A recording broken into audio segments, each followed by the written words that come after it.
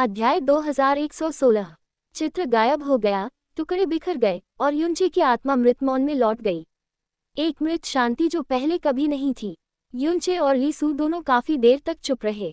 अज्ञात समय के बाद लीसू ने धीरे से कहा, यदि मुझे दुनिया को पैतृक तलवार और क्लेश के चक्र के अस्तित्व के बारे में सच्चाई पहले ही बता दी होती तो क्या इसका अंत अलग होता? नचे ने अनिश्चित स्वर में उत्तर दिया, यह असंभव है। क्यों? इसके कई कारण हैं। युनचे की आवाज धीमी थी। 4 महान सृजन देवताओं और 4 महान दानव सम्राटों को पैतृक तलवार और असंख्य क्लेशों के चक्र की प्रकृति के बारे में कोई जानकारी नहीं है, और यह एक सुधार के रूप में मौजूद है और इसे नहीं किया जा सकता है। पूर्वज का रहस्य दुनिया को पता है। मोई के ज्ञान को पूर्वज की तलवार आत्मा द्वारा सूचित किया गया था। ये दिल से दिल की बात और विश्वास दोनों था, और मोई के अत्यंत ईमानदार चरित्र के साथ वह आसानी से दूसरों को पूर्वज का रहस्य कैसे बता सकता था। इसके अलावा ये सत्य बहुत भारी है। एक बार ज्ञात होने के बाद ज्ञान में 2 अंतिम हथियार निर्णय के हथियार बन जाएंगे जो हमेशा आकाश में लटके रहेंगे। जितना ऊंचा पद होगा उतना ही अधिक शाश्वत आत्मा दबाव सहना होगा। मुझे लगता है कि अगर मोई फिर से चुन सकता है तो वह अधिक संभावना है कि वह कभी नहीं जानना चाहेगा। मैं और भी अधिक आश्वस्त हो गया हूं कि जब तक उन्होंने स्वयं मोसू को रसातल में दफन नहीं कर दिया तब तक उन्होंने उसे सभी कारण बताने के बारे में कभी नहीं सोचा था। क्यों? क्यों? लीसू ने वही 2 शब्द पूछे। युनचे की आत्मा का सागर हिंसक रूप से कस गया और वह कुछ समय के लिए शांत हो गया, इससे पहले कि वह धीरे से कहता, आखिरकार मोई अपने बेटे से प्यार करता था। उसने उसे अपने हाथों से दफनाने का फैसला किया, लेकिन वह ये भी देखने के लिए दृढ़ था कि वह उसे अपने साथ ले जाए। भ्रम और पछतावे के बजाय बिना किसी पछतावे, दृढ़ता और दुख के मरना। किंग्यू की तरह जब तक वह रसातल में नहीं गिर जाती, वह केवल यही उम्मीद करती है कि मेरे मन में उसके लिए केवल शुद्ध घृणा होगी। उसे ड्रैगन भगवान की प्राचीन पुस्तक में स्वर्ग संहारक भगवान सम्राट मो ई के बारे में अंतिम पैराग्राफ याद आया। महल की चोटी पर सम्राट झूटियन ने आसमान की ओर देखा, अपनी आंखें बंद की और चल बसे। अंतिम दिव्य शब्द मोसू नाम थे। उस समय जब उन्होंने और कियाने यंगर ने ये रिकॉर्ड पढ़ा तो वे सदमे से भर गए, लेकिन साथ ही उपहास और संदेह से भी। एक पिता के रूप में वह कल्पना नहीं कर सकता था कि किस तरह की स्थिति में कोई व्यक्ति अपने ही बच्चों को बेरहमी से मार सकता है। जब वह पहले ही अपने बच्चों को बेरहमी से मार चुका है तो उसे अपनी मृत्यु से पहले शोक क्यों करना चाहिए? युनचे ने मन ही मन बुदाते हुए कहा, मुझे दुष्ट देवता ने विरासत में प्राप्त किया है और कुछ प्राचीन सत्य मेरे दिमाग में धीरे धीरे जोड़ दिए गए हैं। मेरे विचार में मूल झूटियन देव सम्राट एक सृजन देवता थे जो ईमानदार और लगभग मूर्ख थे। सूचना के कई अंश और विभिन्न अभिलेख उन्हें सभी आपदाओं के मूल के रूप में इंगित करते हैं। यह उनका मनमाना, ठंडा खून वाला और निर्दयी स्वभाव था जो अंततः देवताओं और राक्षसों के युग के विनाश का कारण बना, और साथ ही क्रिम्सन आपदा का भी कारण बना जिसने वर्तमान युग को लगभग नष्ट कर दिया। दुष्ट भगवान हमेशा मेरी समझ में एक उद्धारकर्ता रहे हैं। उन्होंने अकेले ही देवताओं और राक्षसों के युग के अंत तक छोड़ी गई गंदगी को साफ कर दिया, सभी शेष आपदाओं को शांत कर दिया, चंद्रवध करने वाले दानव भगवान और दुष्ट शिशु के असंख्य क्लेशों के चक्र को सील कर दिया और पीछे छोड़ दिया उनकी विरासत और इच्छा के माध्यम से। मैंने स्वर्ग को मारने वाले दानव सम्राट को रोक दिया और दुनिया को बचा लिया। स्वर्ग संहारक दानव सम्राट का मोई के प्रति क्रोध और घृणा ने भी स्वर्ग संहारक दिव्य सम्राट के प्रति मेरे नकारात्मक दृष्टिकोण को और गहरा कर दिया। लेकिन युनचे की आवाज में थोड़ी उदासी थी। मैंने जो दुष्ट देवता की छाया देखी थी वह बहुत गंदा और पतित था। मैंने उस समय उससे पूछा कि क्या वह मोई से नफरत करता है, और उसने जवाब दिया, वह योग्य नहीं है। नफरत ने मुझे बहुत लंबे समय तक भ्रमित किया है। सारे पाप मेरे हैं, उसके नहीं। तत्वों के निर्माता भगवान का पूर्व नाम त्याग का संकेत नहीं था, लेकिन मैं अब इसके योग्य नहीं था। मेरे बाद के एकांत का कारण निराशा का संकेत नहीं था, बल्कि यह संकेत था कि अब मेरे पास दुनिया का सामना करने की ताकत नहीं थी। यह मेरा पाप है जिसने इस संसार का निर्माण किया है। शुरू में जो शब्द उसकी समझ में नहीं आ रहे थे, इस समय उनके उत्तर स्पष्ट रूप से मिल गए थे। दुष्ट देवता मोई से नफरत नहीं करता, वह खुद से नफरत करता है। उसे लगता है कि अगर वह स्वर्ग के राक्षस सम्राट के साथ एकजुट नहीं होता, अगर उसने मोसू को पुराने नियमों की बेड़ियों से छुटकारा पाने के लिए कदम दर कदम आगे नहीं बढ़ाया होता, और उसे देवताओं और राक्षसों के बीच की दीवार को तोड़ने और पैन मिंग की बेटी से प्यार करने के लिए प्रोत्साहित नहीं किया होता, तो आगे कुछ नहीं होगा। उसे लगता है कि उसने स्वर्ग के राक्षस सम्राट, उनकी बेटी मोसू और मोई को नुकसान पहुंचाया। और आखिरकार देवताओं और राक्षसों के युग का अंत हो गया, और स्वर्ग हत्या करने वाले देव सम्राट मोई भी खुद से नफरत करते हैं। स्वर्ग हत्या करने वाली पैतृक तलवार ने इतिहास में कुल 3 तलवारें चलाई हैं, और ये 3 प्राचीन और अद्वितीय तलवारें। उसने पहली बार अपने बेटे पर तलवार चलाई, जिससे पारिवारिक संबंध टूट गए। दूसरी तलवार स्वर्ग दंड देने वाले दानव सम्राट पर चली, जिससे मित्रता टूट गई।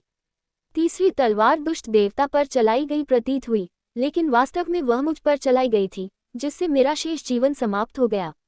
युनचे ने एक लंबी सांस छोड़ी। मो ए ने देवताओं और राक्षसों की दुनिया में संतुलन की आधारशिला बनाए रखने के लिए खुद को बलिदान कर दिया। जब तक नी हुआन की मृत्यु नहीं हुई, वह हमेशा भविष्य की पीढ़ियों की सुरक्षा के बारे में सोचता रहा। लेकिन उनका जीवन ऐसा क्यों है? अंत क्या सही है और क्या गलत है? क्या सत्य है और क्या झूठ है? ऐसा क्यों है कि जितना अधिक हम जानते हैं, उतना ही कम हम स्पष्ट रूप से देख पाते हैं कि क्या सही है और क्या गलत? तो अब मैं जो कुछ भी कर रहा हूँ, जो मैं हमेशा सही या गलत समझता था, क्या वह सचमुच वही है जो मैं सही या गलत समझता था? जो मैं सोचता हूँ वह सच है, या ये सिर्फ भ्रम का बुलबुला है? यहाँ तक कि दुष्ट देवता और सम्राट झूठियन भी ऐसे ही हैं। तो क्या मेरी तथाकथित अधिक दृढ़ता वास्तव में उस दिशा की ओर इशारा करती है जो मैं सोचता हूँ? युचे युचे युचे आत्माओं का समुद्र अचानक एक पवित्र प्रकाश से फूट पड़ा, जो बहुत चमकदार था, और अंततः उसकी अराजक आत्मा की उथल पुथल को शांत कर दिया। लीसू की धुंधली आकृति एक पवित्र श्वेत प्रकाश के साथ युनचे के आत्मा सागर में प्रकट हुई, जिससे एक ऐसी गर्मी निकली जो दुनिया की सभी आत्माओं को गर्म कर सकती थी। उसकी कोमल आवाज उसके आत्मसागर के केंद्र से धीरे धीरे उसकी आत्मा के हर तार में उतर गई। आपने एक बार कहा था कि इस दुनिया में शायद कोई वास्तविक सही और गलत, अच्छाई और बुराई नहीं है। सही और गलत, अच्छाई और बुराई पर अड़े रहने से ज्यादा महत्वपूर्ण है अपनी स्थिति पर अड़े रहना। युनचे, पहले तो मैं आपकी बातें समझ नहीं पाया, क्योंकि मेरे संज्ञान में सही और गलत, अच्छाई और बुराई की सीमाएं बहुत स्पष्ट हैं। उद्धरण चिन्ह, जब तक मैंने तुम्हें बार बार बुरे कर्म करते नहीं देखा और बार बार तुम्हारी आत्मा की पीड़ा को महसूस नहीं किया। यदि अच्छे विचार नहीं होंगे तो बुरे कर्मों के कारण आत्मा क्यों मरेगी? यदि हृदय अच्छा है तो बुराई की खाई में कदम रखना क्यों नहीं छोड़ते? उसकी आवाज नर्म और नर्म होती गई, जैसे हवा बादलों को उड़ा रही हो, सुबह की रोशनी उसको संघनित कर रही हो। मेरा ज्ञान अधूरा है और मेरे विचार हमेशा उतने ही धीमे हैं जितना आपने कहा। लेकिन इन वर्षों में मैंने आपके द्वारा किए गए हर काम को देखा है और हर पल आपकी आत्मा के उतार चढ़ाव को महसूस किया है, और मैंने धीरे धीरे समझ लिया है कि आपने क्या कहा। उद्धरण चिन्ह, आपकी स्थिति, आपकी दृढ़ता और वह सब कुछ जिसकी आपको रक्षा करनी चाहिए, आपकी नज़र में सही और गलत और अच्छाई और बुराई की अवधारणाओं को पार कर गया है, और यहाँ तक कि आपके अपने अस्तित्व को भी पार कर गया है। इसलिए भले ही हर कदम आत्मा को छेदने वाले कांटों पर हो, आप कभी भी संकोच नहीं करते और कभी नहीं रुकते। जब वह पहली बार रसातल में प्रवेश करती थी तो वह सवाल पूछती और आहें भरती रहती थी और बार बार हैरान और असहाय हो जाती थी। बाद में वह हमेशा चुपचाप देखती रही, याद दिलाती रही, सांत्वना देती रही और कभी कभी ऐसे सुझाव देती रही जिन्हें कभी नहीं अपनाया जाएगा। मैंने भी धीरे धीरे इसे पहचाना और स्वीकार किया है, तो फिर आपको अपनी दृढ़ता पर सवाल क्यों उठाना है? आत्मा सागर काफी देर तक चुप रहा, फिर युनचे की अजीब सी आवाज गूंजी, मुझे पहले नहीं पता था कि तुम लोगों को सांत्वना देने में काफी अच्छे हो। उद्धरण चिन्ह डॉट डॉट डॉट उद्धरण चिन्ह। लीसू ने अनिश्चितता से कहा, क्या ये तारीफ है? युनचे मुस्कुराया, उसका लहजा बहुत स्वाभाविक था। चिंता मत करो, मैंने बहुत सारी बुरी चीजों का अनुभव किया है। मेरी इच्छा शक्ति उतनी कमजोर नहीं है जितना आप सोचते हैं। मैं अभी थोड़ा भ्रमित था। उद्धरण चिन्ह, वास्तव में ये निश्चित रूप से थोड़ा नहीं था। एक सृष्टिकर्ता ईश्वर जो पवित्रता और सर्वोच्च अच्छाई का प्रतीक है, वास्तव में इस बात से सहमत है कि स्थिति अच्छाई और बुराई से परे है। यदि आपके विश्वासियों को ये पता होता तो मुझे डर है कि उनका विश्वास टूट जाता। युनचे ने अजीब लहजे में कहा, मैं थोड़ा उत्सुक हूँ, आपकी स्थिति क्या है? अप्रत्याशित रूप से लीसू ने उसे सीधा जवाब दिया, मेरी स्थिति स्वाभाविक रूप से आप हैं। उद्धरण चिन्ह डॉट डॉट डॉट उद्धरण चिन्ह। युनचे थोड़ा स्तब्ध था। यदि तुम्हारे मार्ग का अंत एक बहुत बड़ा बुरा परिणाम है तो मैं इसे तुम्हारे साथ सहन करूंगा। आखिरकार मैं ही वह हूँ जिसने तुम्हारे मुंह में अत्याचारी की मदद की, और मैं एक टूटा हुआ निर्माता भगवान भी हूँ। तो चिंता करने और भ्रमित होने की कोई आवश्यकता नहीं है। आप निक्सुआन या मोई नहीं हैं, बल्कि अद्वितीय युनचे हैं। मुझे आशा है और विश्वास है कि आप जिस भाग्य की ओर बढ़ रहे हैं वह उनसे अलग होगा। उद्धरण चिन्ह। हम युनचे ने सोचा, आपके शब्दों में अचानक सृष्टिकर्ता भगवान की दिव्यता की झलक आ गई है। मैं वास्तव में थोड़ा भावुक हो गया हूँ। लीसुओ। आत्मा सागर की गहराई में एक छोटी सी सफेद रोशनी चमक उठी। वह दुष्ट देवता द्वारा छोड़ा गया अंतिम स्मृति अंश था, लेकिन जब ये स्मृति खंड प्रकट हुआ तो उसने पहले से बिल्कुल अलग आत्मा की सांस जारी की। यह आत्मा की सांस। लीसू ने एक गहरा संदेह व्यक्त किया, क्या यह मेरी है?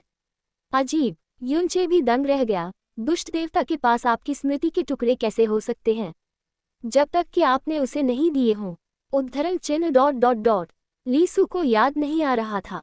इस स्मृति अंश से निकली आत्मा की सांस बेहद कमजोर थी, लेकिन इसमें अपूर्णता का एक मजबूत भाव था। ये वर्षों से फीकी पड़ गई होगी या बाहरी ताकतों के कारण क्षतिग्रस्त हो गई होगी। टुकड़े पर सफेद रोशनी फैल गई, जिससे युनचे की चेतना में एक शुद्ध सफेद दुनिया फैल गई। जब दुनिया धीरे धीरे स्पष्ट हो गई तो युनचे ने जीवन के मंदिर की रूपरेखा फिर से देखी। हालांकि तस्वीर बेहद धुंधली थी और हर जगह टूटी फूटी और अधूरी चीजें थीं। चित्र में एक सफेद परी की आकृति धीरे धीरे अनंत धुरी की ओर चली गई। यद्यपि यह कोहरे की तरह धुंधला था, फिर भी यह जीवन के निर्माता देवता लीसू के रूप में पहचाना जा सकता था, ऐसी अद्वितीय दिव्य मुद्रा के साथ। उसने अपनी हथेली फैलाई और सफेद रोशनी ने अनंत धुरी में सो रही लड़की को ढाक लिया और फुसफुसाया, दुनिया में ऐसे विशेष आत्मा आधार और आत्मा स्रोत हैं जो मानव नहीं है, भगवान नहीं है और राक्षस नहीं है। उद्धरण चिन्ह। क्या ये भगवान और दानव का संयोजन है? इस समय लड़की के शरीर को ढकने वाली सफेद रोशनी अचानक गायब हो गई। अंतरिक्ष थोड़ा विकृत हो गया था और एक छाया जो वास्तविक और काल्पनिक लग रही थी धीरे धीरे लड़की के ऊपर दिखाई दी। युनचे इस प्रेत की पूरी छवि नहीं देख सका, लेकिन वह स्पष्ट रूप से बता सकता था कि यह एक लड़की की छवि थी जिसके बाल रात की तरह सफेद लंबे और त्वचा बर्फ की तरह सफेद थी। लेकिन ये हागा के बालों का रंग या शरीर का आकार नहीं था। लड़की की परछाई के अचानक प्रकट होने से लीसू का हाथ हवा में लटक गया और वह काफी देर तक हिली नहीं। जीवन सृजन की देवी होने के नाते वह वास्तव में लंबे समय से खोई हुई थी। लड़की बोली और उसकी आवाज अलौकिक और भ्रामक थी, नमस्ते सीनियर लीसू। ये हमारी पहली मुलाकात है। मेरा नाम नीजी है। मैं अपने पिता नी हुआन और मेरी जी युआन की बेटी हूँ। लीसू ने अपना बर्फ सफेद हाथ धीरे से नीचे रखा और उसकी आंखें अभी भी लड़की की परछाई पर टिकी थीं। दुनिया में एक ऐसी खूबसूरत चीज है, वह जीवन सृजन की देवी है जिनके पास प्राचीन दुनिया की सारी कृपा है, लेकिन वह आत्मा की हानि के साथ आहें भरती हैं कि लोग केवल तभी आहें भरेंगे जब वे उनका सामना करेंगे। लड़की ने अपनी बात जारी रखी। उसकी आवाज थोड़ी चिंतित थी। मेरे पिता द्वारा मेरी राक्षसी आत्मा को अलग करने से पहले मैंने अपनी आत्मा का एक छोटा सा हिस्सा गुप्त रूप से छिपा दिया था। सौभाग्य से वह इसे नोटिस करने के लिए बहुत भ्रमित था। हालांकि मैं केवल इन अंतिम कुछ दर्जन सांसों के लिए ही अस्तित्व में हूँ। मैं दुनिया की सबसे दयालु और सबसे खूबसूरत वरिष्ठ लीसू से विनती करती हूँ कि जब आप मेरे नए शरीर के लिए मेरी आत्मा को ठोस रूप दें तो कृपया मेरे आत्मा के आधार और आत्मा के स्रोत को पूरी तरह से नष्ट न करें, बल्कि एक अंतराल छोड़ दें। उद्धरण चिन्ह। सू ने उसकी ओर देखा। क्यों? क्योंकि मेरे पिता मेरी राक्षसी आत्मा का विनाश नहीं करना चाहते थे, बल्कि उसे छिपाना चाहते थे। इसलिए जब तक मेरी आत्मा का आधार सील नहीं किया जाता है और मेरी आत्मा का स्रोत नष्ट नहीं होता है, अगर मैं एक दिन फिर से राक्षसी आत्मा को छू सकता हूँ तो पूर्णता पर लौटने की संभावना हो सकती है। उद्धरण चिन्ह। थोड़ी देर की चुप्पी के बाद लीसू ने धीरे से अपना सिर हिलाया। नहीं, हालांकि मुझे विस्तृत जानकारी नहीं है, लेकिन मुझे पता है कि नी हुआन ऐसा करने के लिए दर्द सहन कर सकता है। इसमें मो ई से किया गया उसका वादा शामिल हो सकता है। वह अपना वादा तोड़ने वाला नहीं है और मोई ऐसे किसी व्यक्ति को बर्दाश्त नहीं करेगा जो अपना वादा तोड़ता है। वरिष्ठ लीसू बहुत होशियार हैं। लड़की ने मुस्कुराते हुए प्रशंसा की, जैसे कि उसे उस अनंत काल का कोई डर नहीं था जो गायब होने वाला था। लेकिन मैं सिर्फ एक लड़की हूँ जो कुछ नहीं जानती, और मुझे आपके वादों की परवाह नहीं है। चाहे आप कितने भी वादे करें, वे मेरे पिता की सुरक्षा से ज्यादा महत्वपूर्ण नहीं हैं। पिताजी की सुरक्षा। वरिष्ठ ली सू, क्या आपने ध्यान नहीं दिया? मेरे पिता की आत्मा चकनाचूर हो गई है। उद्धरण चिन्ह डॉट डॉट डॉट उद्धरण चिन्ह। ली सू ने इनकार नहीं किया। वह बहुत पीड़ादायक है, बहुत दोषी है, बहुत आत्मदोषी है, और उसकी सृजनात्मक आत्मा में कई दरारें हैं। वह बस दुनिया से छिपकर सोना चाहता है, और अगर उसकी आत्मा इसी तरह टूटती रही तो वह लंबे समय तक सोता रहेगा। शायद वह 10 लाख सालों में 100 साल तक भी जाग न पाए। मैं कुछ नहीं कर सकती। लीसू की आवाज में गहरी शक्तिहीनता और अपराधबोध भरा हुआ था।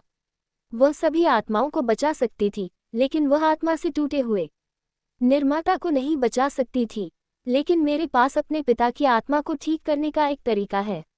लड़की का आकार स्पष्ट रूप से धुंधला हो गया था और उसकी आवाज और अधिक गंभीर हो गई। इसके अलावा मैंने सीनियर मो को ये कहते हुए सुना कि पैतृक तलवार आत्मा के प्रति उनका वादा और देवताओं और राक्षसों के सम्मिलन के प्रति उनकी असहिष्णुता उनके जीवन के अंत तक रहेगी। दूसरे शब्दों में, उनकी मृत्यु के बाद सभी शिकायतें, आग्रह और वादे हल हो जाएंगे। तो मैं अपने पिता और सीनियर ली सू के लिए चीजों को मुश्किल नहीं बनाऊंगा। भले ही हम पूर्णता की ओर लौटना चाहते हों, ये सीनियर मो ई की मृत्यु के बाद ही होना चाहिए। सीनियर ली सू, कृपया, अन्यथा मेरे पिता वास्तव में धीरे धीरे हमेशा के लिए सो जाएंगे। लेकिन ली सू ने कहा, यदि आप अपने आत्मा आधार और आत्मा स्रोत को नहीं ढकते हैं, तो आपका नया शरीर और मन कभी विकसित नहीं होगा और हमेशा एक युवा लड़की की स्थिति में रहेगा। और ठीक होने की संभावना केवल अंतहीन और पतली है। इस मामले में क्या आप अभी भी जोर देना चाहते हैं? हाँ, लड़की ने बिना किसी हिचकिचाहट के जवाब दिया। मैं अपने पिता को इतना दुखी नहीं रहने दे सकती। भले ही थोड़ी सी भी उम्मीद हो, मुझे उन्हें बचाना ही होगा। एक बेटी के तौर पर मुझे यही करना होगा, वरना जब मेरी माँ वापस आएगी तो वह बहुत दुखी होगी। माँ वापस आओगी? सू ने लड़की की अपनी माँ की बेटी के रूप में वापसी की कल्पना को सही नहीं ठहराया। लड़की की आकृति कमजोर हो गई, केवल हल्की धुंध की एक परत रह गई। वरिष्ठ ली सू, कृपया सहमत हो जाए। बदले में मैं वरिष्ठ ली सू को एक बड़ा रहस्य बता सकता हूँ। जब मेरे पिता वरिष्ठ मो ई से लड़ रहे थे, तो मैंने पाया कि मैं महसूस कर सकता हूँ, मार सकता हूँ। लड़की की आवाज के साथ उसकी परछाई अचानक गायब हो गई। ली सुओ काफी देर तक स्तब्ध रह गई। अध्याय 2117। विकृत और धुंधली तस्वीर पानी की लहरों की तरह चुपचाप बदल गई, लेकिन वह अभी भी जीवन के मंदिर में थी। मास्टर, वह कौन है? कितनी प्यारी है। उद्धरण चिन्ह। उसने क्रिस्टल में शांति से सो रही लड़की को देखा और आश्चर्य से बोली। युनचे की आत्मा अचानक धड़क उठी। यद्यपि चित्र और ध्वनि बुरी तरह से फटी हुई और धुंधली थी, फिर भी युनचे ने तुरंत पहचान लिया कि यह शेनशी की आकृति और शेनशी की आवाज थी। हालांकि इस आवाज में लड़की की चपलता थी, न कि हल्का धुआं जिससे वह परिचित था। सू ने धीरे से कहा, वह भविष्य में मेरी दत्तक पुत्री और आपकी बहुत अच्छी दोस्त होगी। हालांकि मुझे अभी तक उसका नाम रखने का समय नहीं मिला है। जहां तक नाम की बात है। शेनशी ने कुछ देर सोचा और फिर चंचल अंदाज में कहा, आज पवित्र बगीचे में सभी मूंगे के फूल पूरी तरह खिले हुए हैं। वे वाकई बहुत खूबसूरत हैं, मानो वे उसके आगमन का स्वागत कर रहे हों। तो चलो उसे लिली कहते हैं। ठीक है। ली सू ने मुस्कुराते हुए थोड़ा सिर हिलाया। ठीक है। उसकी आवाज हमेशा बहुत ही कोमल और कोमल होती थी, जिसमें थोड़ी बहुत ममता भी थी, लेकिन उसमें वह शक्ति नहीं थी जो एक सर्वोच्च देवता में होनी चाहिए। मंदिर के बाहर से एक आवाज आई, तलवार आत्मा देव कबीले के वर्तमान नेता लिंग जेन को भगवान ली सू को श्रद्धांजलि देने के लिए बुलाया गया है। कृपया अभी एक तरफ हट जाओ। हाँ मास्टर। एक लंबा आदमी, जो धुंधली यादों के टुकड़ों में भी अपनी धार्मिकता को छिपा नहीं सका, तेजी से अंदर आया और झुककर बोला, छोटे भगवान झेन, मैं भगवान ली सू को अपना सम्मान देना चाहता हूँ। मुझे नहीं पता कि भगवान ली सू ने मुझे किस आदेश से बुलाया है। ली सू ने तुरंत कोई जवाब नहीं दिया, बल्कि अपनी नज़र क्रिस्टल में मौजूद लड़की की ओर घुमा ली। लिंगजे ने उसकी निगाह का अनुसरण किया और अचानक चिल्लाया, अनंत धुरी। छोटे भगवान को याद है कि अनंत धुरी मास्टर जी के द्वारा मास्टर नी हुआन को दी गई थी। इसमें अनंत शक्ति है। एलिमेंटल गॉड टॉवर की धुरी आधार के रूप में यह एलिमेंटल गॉड टॉवर को अनंत काल तक खड़ा रहने में मदद कर सकता है। ये यहाँ क्यों दिखाई देता है? और इसमें एक लड़की है। उसने बोलना बंद कर दिया और बकवास बोलने की हिम्मत नहीं जुटा पाया। ली ने कहा, दुनिया में कोई भी मौलिक सृजन देवता नहीं है, न ही कोई मौलिक देव मीनार है। लिंगजेन ने भौहें सिकोड़ी और अपना सिर उठाया, वह पूरी तरह स्तब्ध था। तुम्हें अब और कोई सवाल पूछने की जरूरत नहीं है। ये नियति है और इसे बदला नहीं जा सकता। उसकी आवाज में उदासी और लाचारी थी जो सृष्टि के देवता में शायद ही कभी देखने को मिलती है। मैंने आज तुम्हें यहाँ बुलाया है क्योंकि मैं इस युवा लड़की को तुम्हें सौंपना चाहता हूँ। लिंगजेन ने आदरपूर्वक कहा, छोटे देवताओं को मास्टर लीसू के आदेशों का पालन करना चाहिए। लेकिन छोटे देवताओं को क्यों? लीसू ने हल्के से समझाया, उसका नाम वानहू है और उसका शरीर और आत्मा बेहद खास हैं। मैंने उसके शरीर और आत्मा को आकार दिया, लेकिन उसकी आत्माओं में से एक तलवार की आत्मा है। इस तलवार की आत्मा का आधा हिस्सा क्षतिग्रस्त है, लेकिन यह अभी भी बहुत अजीब है। मैंने इसे ठीक करने के लिए प्रकाश की पवित्र शक्ति का उपयोग किया, लेकिन कोई बात नहीं, मैं इसे शरीर के साथ फिट नहीं कर सका। कबीले के नेता लिंगजेन, उस समय आपकी छोटी बेटी सियाओ को दुर्भाग्य का सामना करना पड़ा और वह युवावस्था में ही मर गई। उसकी याद को जीवित रखने के लिए आपने उसकी तलवार की आत्मा को संरक्षित किया। मुझे उम्मीद है कि आप सियाओ की तलवार की आत्मा को उसके साथ मिला सकते हैं और इसे एक मार्गदर्शक के रूप में उपयोग कर सकते हैं, ताकि नई तलवार की आत्मा उसके शरीर के साथ तालमेल बिठा सके। जब वह जागेगी तो वह आपकी बेटी होगी। लिंगजेन की आंखें फड़क उठी और वह अचानक भारी घुटनों के बल बैठ गया और कांपती हुई आवाज में बोला, मैं लिंगजेन मास्टर लीसू के पवित्र भाग्य के लिए मरने के लिए तैयार हूँ। लेकिन छोटी लड़की सियाओं का एक दुखद भाग्य है और उसके पिता के रूप में लेकिन मैं उसका पूरा जीवन ऋणी हूँ और हर बार जब मैं इसे याद करता हूँ तो मुझे दर्द होता है। और उसकी तलवार आत्मा दुनिया में उसकी आखिरी याद है। उद्धरण चिन्ह, केवल यह मामला सियाओ से संबंधित है। मैं भगवान लीसू से पवित्र आदेश वापस लेने की प्रार्थना करता हूँ। लीसू ने धीरे से कहा, वह नी हुआन की बेटी है। लिंगजेन की आवाज अचानक बंद हो गई। उसने अपनी आंखें घुमाई और अनंत हब में लड़की को देखा। उसने अचानक अपना सिर हिलाया और बड़े दृढ़ निश्चय के साथ कहा, मैं तलवार आत्मा कबीला भगवान नी हुआन की दयालुता का कभी भी भुगतान नहीं कर पाऊंगा। अब से आज वह मेरी लिंगजेन की बेटी है। वह मेरी तलवार आत्मा भगवान कबीले की सबसे महान छोटी राजकुमारी है। मैं लिंगजेन अपने जीवन की कसम खाता हूँ कि मैं उसे जीवन भर शांति और खुशी दूंगा। भले ही पूरा कबीला नष्ट हो जाए, मैं उसे कोई दुख नहीं होने दूंगा। उद्धरण चिन्ह, उसके शब्द मधुर हैं, मानो स्वर्गिक आदेश सुना रहे हों। ठीक है, लीसू ने हल्के से सिर हिलाया। कबीले प्रमुख लिंगजेन के शब्दों से नीजुबान निश्चित रूप से सहज महसूस करेगी। बस किसी को भी, यहाँ तक कि उसे भी, अपने जीवन के अनुभव के बारे में न बताएं। चिंता मत करो भगवान लीसू। लिंगजेन की आवाज अभी भी कांप रही थी। मैं कुछ नहीं पूछूंगी और किसी को पता नहीं चलेगा।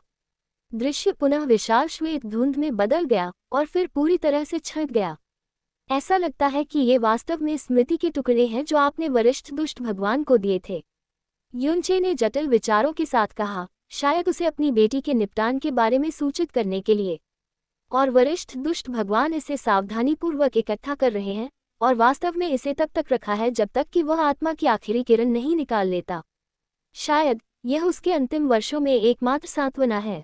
हागा ने इस तरह से तलवार आत्मा देव कबीले में प्रवेश किया और उसकी तलवार आत्मा भी बहुत जटिल है।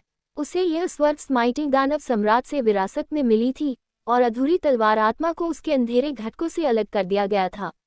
नी जुबान की शक्ति का नया स्वरूप, लीसू की पवित्र शक्ति की मरम्मत। अंत में ये तलवार आत्मा कबीले के नेता की बेटी की पूरी तलवार आत्मा के साथ भी जुड़ गई। जिस तलवार को उसने रूपांतरित किया था उसकी पवित्र शक्ति लीसू से आई थी, जो उस संदेह के पूरी तरह अनुरूप थी जिसे लेकर स्वर्गद्वेषी शैतान सम्राट ने उस समय अपने दांत पीस लिए थे। और तलवारों पर भोजन करने और तलवारों को खाने से उन्हें जोड़ने की उसकी अजीब क्षमता स्वर्गनाशक दानव सम्राट, मौलिक सृजन देवता, जीवन सृजन देवता और तलवार आत्मा देवता कबीले के विभिन्न तत्वों से उत्पन्न एक पाखंड हो सकता है। मैं थोड़ा उत्सुक हूँ, लीसू ने फुसफुसाते हुए कहा। निजी नाम की वह लड़की, वह कौन सा रहस्य है जो वह मुझे बताना चाहती है? युनचे को इसमें कोई दिलचस्पी नहीं थी। देवताओं और राक्षसों का युग बहुत पहले समाप्त हो चुका है और चाहे जो भी हो, उस युग के रहस्य अब महत्वपूर्ण नहीं थे। इस समय उसे एक प्रश्न याद आया जो स्वर्गद्वेषी शैतान सम्राट ने एक बार उससे पूछा था। युचे, बताओ, क्या मुझे उनकी आत्माओं को फिर से मिला देना चाहिए? अध्याय 1461। लेकिन उसने उसे मना कर दिया क्योंकि होंग एर और यू एर दोनों पहले से ही अलग अलग थे। अगर वे एक हो जाते तो यह उनके अस्तित्व को मिटाने के बराबर होता। यह उसके शब्द ही थे जिनके कारण स्वर्ग दंड देने वाले शैतान सम्राट को यह विचार त्यागना पड़ा। अब जब मैं इसके बारे में सोचता हूँ तो उस समय स्वर्ग दंड देने वाले दानव सम्राट ने एक नज़र में स्पष्ट रूप से अनुमान लगा लिया था कि हागा और योआ फिर से विलय कर सकते हैं, और विलय के बाद वे वही निजी होंगे जो वे कभी थे। दूसरे शब्दों में, ली सू ने उस समय निजी के अनुरोध पर सहमति व्यक्त की थी। यही कारण है कि हागा हमेशा एक युवा लड़की बनी रहती है, शारीरिक और मानसिक दोनों रूप से, जैसे कि वह कभी बड़ी नहीं होगी। उस समय उसने स्वर्ग को मारने वाले शैतान सम्राट के हागा और युवा को मिलाने के प्रस्ताव को अस्वीकार कर दिया था, इसलिए स्वाभाविक रूप से वह खुद इस विचार को नहीं आजमाएगा। इसलिए निजी के अनुरोध और ली सू की दयालुता के माध्यम से छोड़ी गई संभावना ने उसे ज्यादा प्रभावित नहीं किया। उन्होंने ये भी सोचा कि इस तरह के बदलाव के बाद भले ही हागा वास्तव में योआ के साथ फिर से एकीकृत हो जाए, क्या बहाल निजी अब भी पहले जैसी ही निजी होगी? ये वास्तव में इतना महत्वपूर्ण नहीं है। ली सू ने अपनी सहमति व्यक्त की, तो क्या नी हुआ ने आपके लिए जो यादें छोड़ी हैं, उनका आप पर बड़ा प्रभाव पड़ा? उदाहरण के लिए, क्या इसने उसके बारे में आपकी मूल भावनाओं को बदल दिया? मनोदशा, अनुभूति और सामना करने के तरीके? युनचे ने कोई जवाब नहीं दिया। काफी देर तक वह अपने आप से ही बुदबुदाता रहा। सम्राट झूटियन ने 2 नामों का उल्लेख किया था, पानमिंग पोक्सू मिरर और निर्वाण रिवर्स व्हील बीड। वह उन्हें सर्वोच्च जादुई हथियार कहते हैं और उनकी शक्ति को अंतरिक्ष और समय की दोहरी नाकाबंदी कहते हैं, जो स्वर्ग संहारक देव सम्राट के समान शक्तिशाली है और इससे मुक्त नहीं हो सकता। उस समय रानी द्वारा की गई सभी अटकलें सच हो गई हैं। वे डार्क मिरर और मैजिक पल हैं जिनका उल्लेख रानी ने उस समय किया था। छेदा हुआ रसातल मार्ग, काला ज्वार और समय का पालना। युनचे ने लंबी सांस ली। ली सू ने कहा, क्या आप चिंतित हैं कि पैनमिंग पोक्सू मिरर और निर्वाण रिवर्स व्हील बीड उसके हाथों में हैं? ये चिंता की बात नहीं है। युनचे की आवाज़ थोड़ी भारी थी। ये लगभग निश्चित है। मैं जो कुछ भी जानता हूँ वह इसी ओर इशारा करता है। फिर भी बहुत ज़्यादा चिंता करने की ज़रूरत नहीं है, ली सू ने दिलासा देते हुए कहा। हालांकि रसातल का शक्ति स्तर देव क्षेत्र की तुलना में अधिक है, फिर भी ये देवताओं और राक्षसों की युग की तुलना में बहुत कम है। इसलिए अंडरवर्ल्ड दर्पण और जादुई मोतियों की शक्ति अनिवार्य रूप से बहाल नहीं होगी। प्राचीन काल उद्धरण चिन्ह। इसके अलावा अंडरवर्ल्ड मिरर और मैजिक बीड्स आखिरकार जादुई हथियार हैं, और वह एक भगवान है, इसलिए उन्हें पूरी तरह से नियंत्रित करने में असमर्थ होना तय है। अब तक हम जो जानते हैं उसके अनुसार हर बार जब वह अंडरवर्ल्ड मिरर को सक्रिय करता है तो उसे रसातल में सभी सच्चे देवताओं की शक्ति इकट्ठा करने की आवश्यकता होती है, जो इस कारण से होनी चाहिए। युचे फिर से चुप हो गया और उसके दिल की धीमी और समान धड़कन आत्मा के समुद्र में गूंजने लगी। ऐसा लगता है कि मुझे अपनी रणनीति में थोड़ा समायोजन करने की आवश्यकता है। शांतिमय गहन स्वरूप में युनचे ने धीरे से अपनी आंखें खोली। जैसे ही वह बाहर निकला, उसकी मुलाकात मेल कोंगचान से हुई, जिसके चेहरे पर एक अस्पष्ट मुस्कान थी। आखिरकार आप एक युवा व्यक्ति हैं, इसलिए आप इसे रोक नहीं सकते। युनचे चौंका, फिर उसे सब समझ में आ गया। उसने पेंटेड ग्लास की आभा को महसूस किया, जो कुछ ही दूरी पर थी।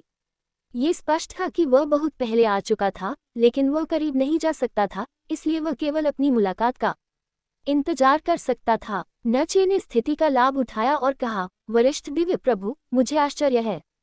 क्या ये सुविधाजनक है? सुविधाजनक? असुविधा क्या है? मेन कोंचन ने बड़े करीने से कहा, एक युग में 2 परिपूर्ण देवताओं का प्रकट होना एक अभूतपूर्व दोहरा चमत्कार है।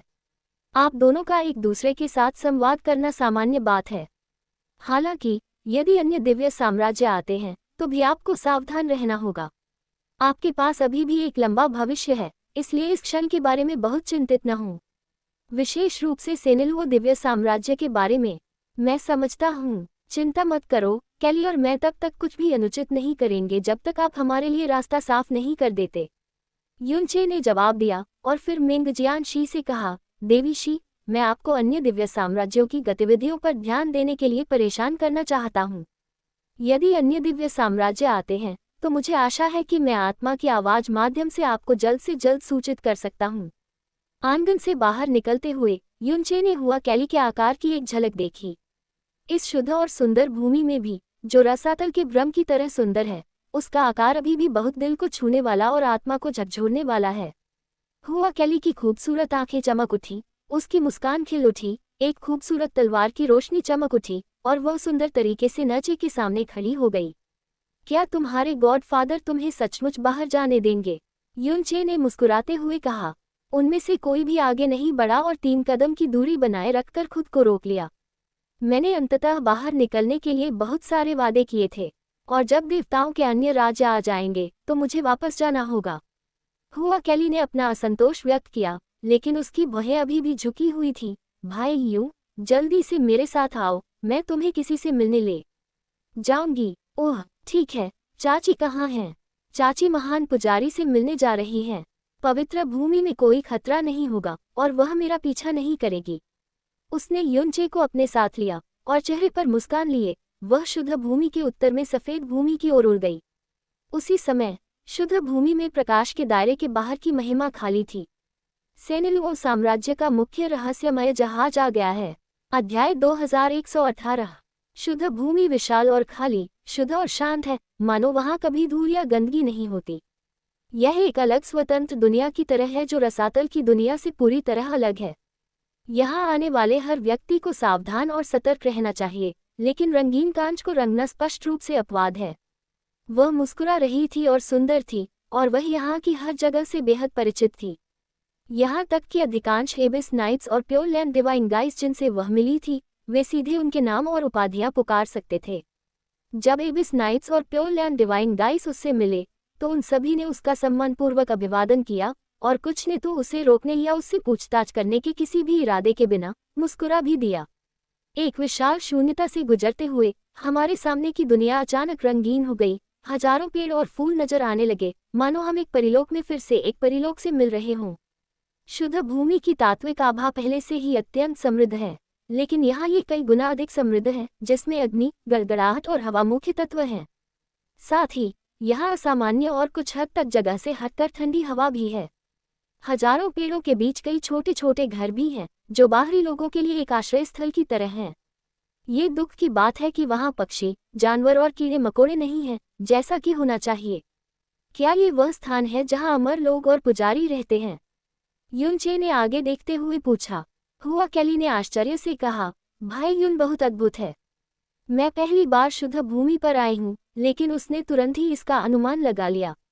इस समय आगे का स्थान तरंगित हो गया और एक महिला आकृति फूलों और पेड़ों के बीच से बाहर निकली, उन दोनों को मुस्कुराते हुए देखते हुए। छोटी कैली यहाँ है। महिला ने एक सादी सफेद पोशाक पहन रखी थी, जिस पर कुछ हल्के गुलाबी शरद ऋतु के बेर के फूल बिखरे हुए थे। उसका रंग गोरा था, उसकी उम्र का पता लगाना मुश्किल था। उसके लंबे बाल एक साधारण टाई से बंधे हुए थे, उसकी आंखें कोमल और स्थिर थीं, और उसके होठों पर एक हल्की मुस्कान थी, जैसे एक शुद्ध हृदय वाला आम आदमी जो लंबे समय से पहाड़ों में रहता है और सांसारिक मामलों की परवाह नहीं करता है। यदि हम उसके भयावह अदृश्य आध्यात्मिक दबाव को एक तरफ रख दें। चाची सुशान, हुआ कैली ने प्यार से चिल्लाकर कहा और जल्दी से आगे बढ़कर उसका अभिवादन किया। जैसे ही वह पास आए, उसे ठंडी हवा की उपस्थिति का एहसास हुआ और उसकी आंखें अचानक सिकुड़ गईं। ये ठंडी हवा, क्या ये दादी लिंगजियन हो सकती है? हाँ, महिला ने हल्के से सिर हिलाया। मालिक को पता था कि आप निकट भविष्य में आने वाले हैं और इसके बारे में बात करते रहे, लेकिन दुर्भाग्य से पुरानी बीमारी अचानक फिर से उभर आई। इस बिंदु पर वो युनचे की ओर मुड़ी। ये कौन है? युनचे ने आगे बढ़कर सम्मानपूर्वक सलाम किया। ड्रीमवीवर दिव्य साम्राज्य से युनचे ने वरिष्ठ सुशांत से मुलाकात की है। हुआ कैली ने जब आंटी सुशांत शब्द पुकारा तो उसका दिल कांप उठा, क्योंकि यह रसातल के सर्वोच्च देवता का नाम है, जो शुद्ध भूमि के 4 सबसे शक्तिशाली दिव्य रक्षकों में से एक है और लिंगजियन पुजारी का करीबी दिव्य परिचय है। इतने सादे कपड़ों और सुंदर रूप के साथ, जो कोई भी उसे देखता, वह कभी कल्पना भी नहीं कर सकता था कि वह इतनी भयावह हो सकती है। युनचे, सुशांत दिव्य परिचारक थोड़ा हैरान हुआ, और फिर यह स्पष्ट हो गया। यह मिंगजियान युआन निकला, जो ड्रीम वीवर किंगडम से बरामद भगवान का पूर्व पुत्र था। जैसा कि अपेक्षित था, वह दिखने में उतना ही राजसी और असाधारण है जितना कि अफवाह थी। आपको और कई को छोड़ दें, कांच की तरह परिपूर्ण देवत्व केवल दिखने के मामले में मिंगजियान ज़िलियांग्रो से पहले से ही बेहतर है। उसके शब्द विशेष रूप से सीधे और स्पष्ट हैं, भले ही वह जो कहती है उसमें परमेश्वर के राज्य के परमेश्वर के पुत्र का समावेश हो। युनचे ने भावशून्य भाव से कहा, वरिष्ठ, आप बहुत प्रशंसात्मक हैं। मैं इस बार यहाँ यह आशा करते हुए आया हूँ कि रंगीन कांच की देवी के परिचय के माध्यम से मैं लिंगजियन पुजारी के दिव्य स्वरूप को देखने के लिए पर्याप्त भाग्यशाली होऊंगा। सु शांग अभी भी हल्के से मुस्कुराया। मास्टर युआन इस बार अपनी इच्छा पूरी करने में असमर्थ हैं। मास्टर के लिए मेहमानों को देखना फिलहाल सुविधाजनक नहीं है। इससे कोई फर्क नहीं पड़ता। हुआ कैली ने जल्दी से कहा, तो हम आपको परेशान नहीं करेंगे और बाद में दादी लिंगजियन से मिलने आएंगे। यून चे ने कोई हरकत नहीं की, बल्कि एक छोटा सा बॉक्स आगे बढ़ाया। उस मामले में यह उपहार विशेष रूप से लिंगजियन पुजारी के लिए तैयार किया गया है, इससे पहले कि यह जूनियर शुद्ध भूमि में पहुंचे। कृपया इसे मेरे लिए स्वीकार करें, वरिष्ठ सुशांग। हुआ कैली आश्चर्यचकित दिखी, लेकिन उसने उम्मीद नहीं की थी कि युनचे वास्तव में एक उपहार तैयार करेगा। कोई जरूरत नहीं, सुशांग ने शांति से कहा। मास्टर, उसका दुनिया से कोई संपर्क नहीं है और वह अश्लील शिष्टाचार में शामिल नहीं है। मैं मास्टर युआन के शिष्टाचार को मास्टर तक पहुंचा दूंगा। हालांकि हुआ कैली ने आगे बढ़कर युनचे के हाथ से जेड बॉक्स ले लिया और फिर इसे सीधे सुशांग दिव्य परिचारक के हाथों में रख दिया और चंचलता से कहा, चाची सुशांग, यह विशेष रूप से भाई यू द्वारा लिंगजियन सास के लिए तैयार किया गया उपहार है। इसका उपयोग किया जाना चाहिए। मैंने इसके बारे में बहुत सोचा है। दादी लिंगजियन बहुत कोमल है, उनके पास मना करने का दिल नहीं होगा, इसलिए बस दादी लिंगजियन को इसे स्वीकार करने में मदद करें। उद्धरण चिन्ह। जेड बॉक्स को देखते हुए जिसे वह अपने हाथ में लेने के लिए मजबूर था, सुशांत ने अपना सिर हिलाया और मुस्कुराया, आधा असहाय और आधा स्नेही। ठीक है, तो मैं इसे मास्टर की ओर से स्वीकार करूंगा। कैली, अगर आपके पास खाली समय है तो आप मिस्टर युआन को लिंगजियन कयुन दायरे के आसपास ले जा सकते हैं, लेकिन याद रखें कि इस जगह के बहुत करीब न जाएं। नहीं, अगर ये दादी लिंगजियन को परेशान करेगा तो ये बुरा होगा। हुआ कैली यंगाइंग ने सिर झुकाया। चाची सुशांग, फिर हम आपको परेशान नहीं करेंगे। हम चाचा युआन हुआन से मिलने के बाद दादी लिंगजियन से मिलने आएंगे। युनचे और हुआ कैली चले गए। उन दोनों को जाते हुए देखकर हुआ कैली के शब्दों और स्पष्ट रूप से असामान्य आंखों को याद करते हुए सुशांग शेंशी सोच में पड़ गए। उसने जेड बॉक्स को हाथ में उठाकर उसे सहजता से खोला। आध्यात्मिक ऊर्जा उमड़ पड़ी। उसकी मूल रूप से उदास अभिव्यक्ति अचानक जम गई और उसकी उंगलियों के बीच का जेड बॉक्स तुरंत उसकी आंखों के पास आ गया। अचानक एक गहरी लाल रोशनी उसकी पुतलियों में चमक उठी, जो अत्यधिक उत्तेजना और अविश्वास के कारण तेजी से फैल गई। ये है। वह जल्दी से घूमी और उस बर्फीले अवरोध को तोड़ दिया जिसकी वह अभी तक रक्षा कर रही थी। मैंने भगवान वु मेंग से सुना है कि आध्यात्मिक अमर पुजारी को अक्सर उनके विशेष जन्मजात संविधान के कारण तत्वों द्वारा काट लिया जाता है। अभी दिव्य परिचारिका सुशांग ने कहा कि उसे पुरानी बीमारी का फिर से दौरा पड़ गया है। क्या ये हो सकता है कि वह तत्वों द्वारा काटे जाने का उल्लेख कर रही थी? हाँ, हुआ कैली ने अपने चेहरे पर स्पष्ट चिंता के साथ सिर हिलाया। इसके अलावा दादी लिंगजियन पर हमलों की आवृत्ति अधिक से अधिक होती जा रही है। आखिरी हमला 4 साल से अधिक समय पहले हुआ था, जब मैंने अभी शुद्ध भूमि छोड़ी थी। उसने अपनी खूबसूरत आंखों में चिंता भरी नजर के साथ पीछे देखा और धीरे से कहा, मैंने दादी लिंगजियन पर दुर्भाग्य देखा है। ये वास्तव में डरावना है। इतनी शक्तिशाली दादी लिंगजियन इतनी दर्दनाक अभिव्यक्ति दिखाएगी। उसने एक बार मुझसे कुछ कहा था।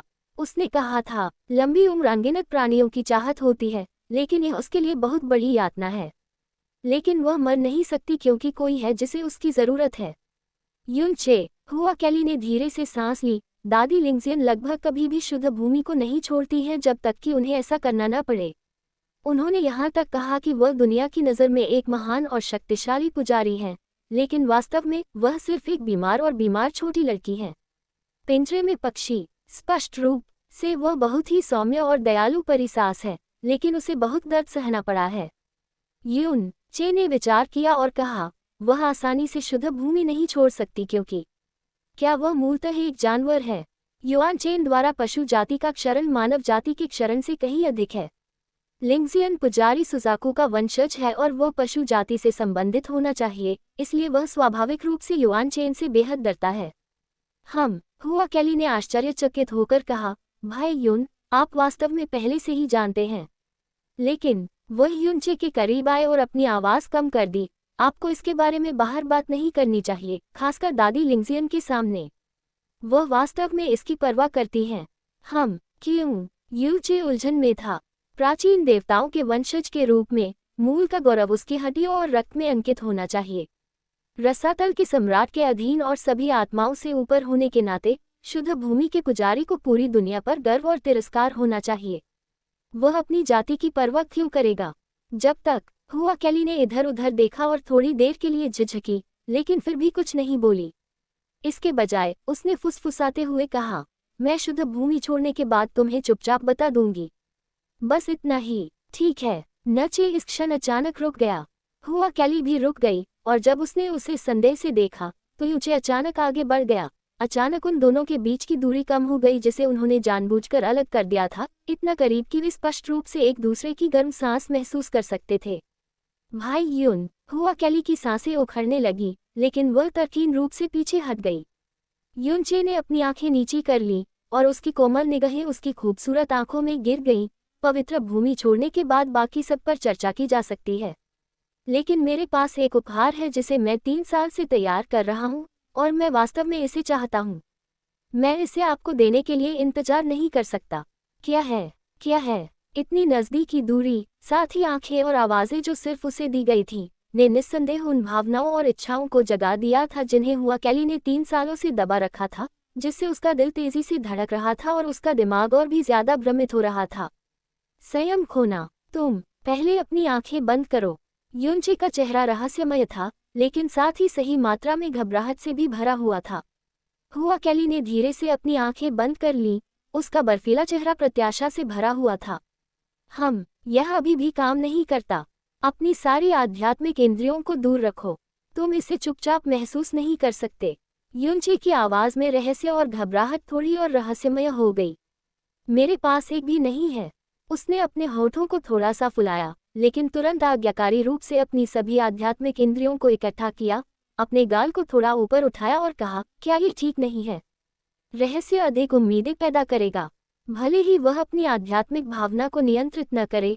हुआ कैली मूल रूप से केवल अपने ही हिंसक दिल की धड़कन और युनचे की सांस को महसूस कर सकता है, लेकिन कुछ और नहीं।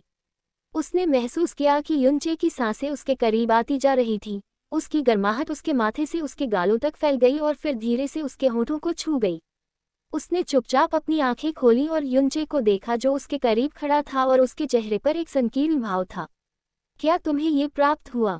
युनचे ने सफलता की मुस्कान के साथ अपने होठों को झुकाया। मैं 3 साल से तुम्हारे बारे में सोच रहा हूँ। लड़की की खूबसूरत आंखें पूरी तरह से खुली हुई थीं, लेकिन उसने कोई निराशा या गुस्सा नहीं दिखाया।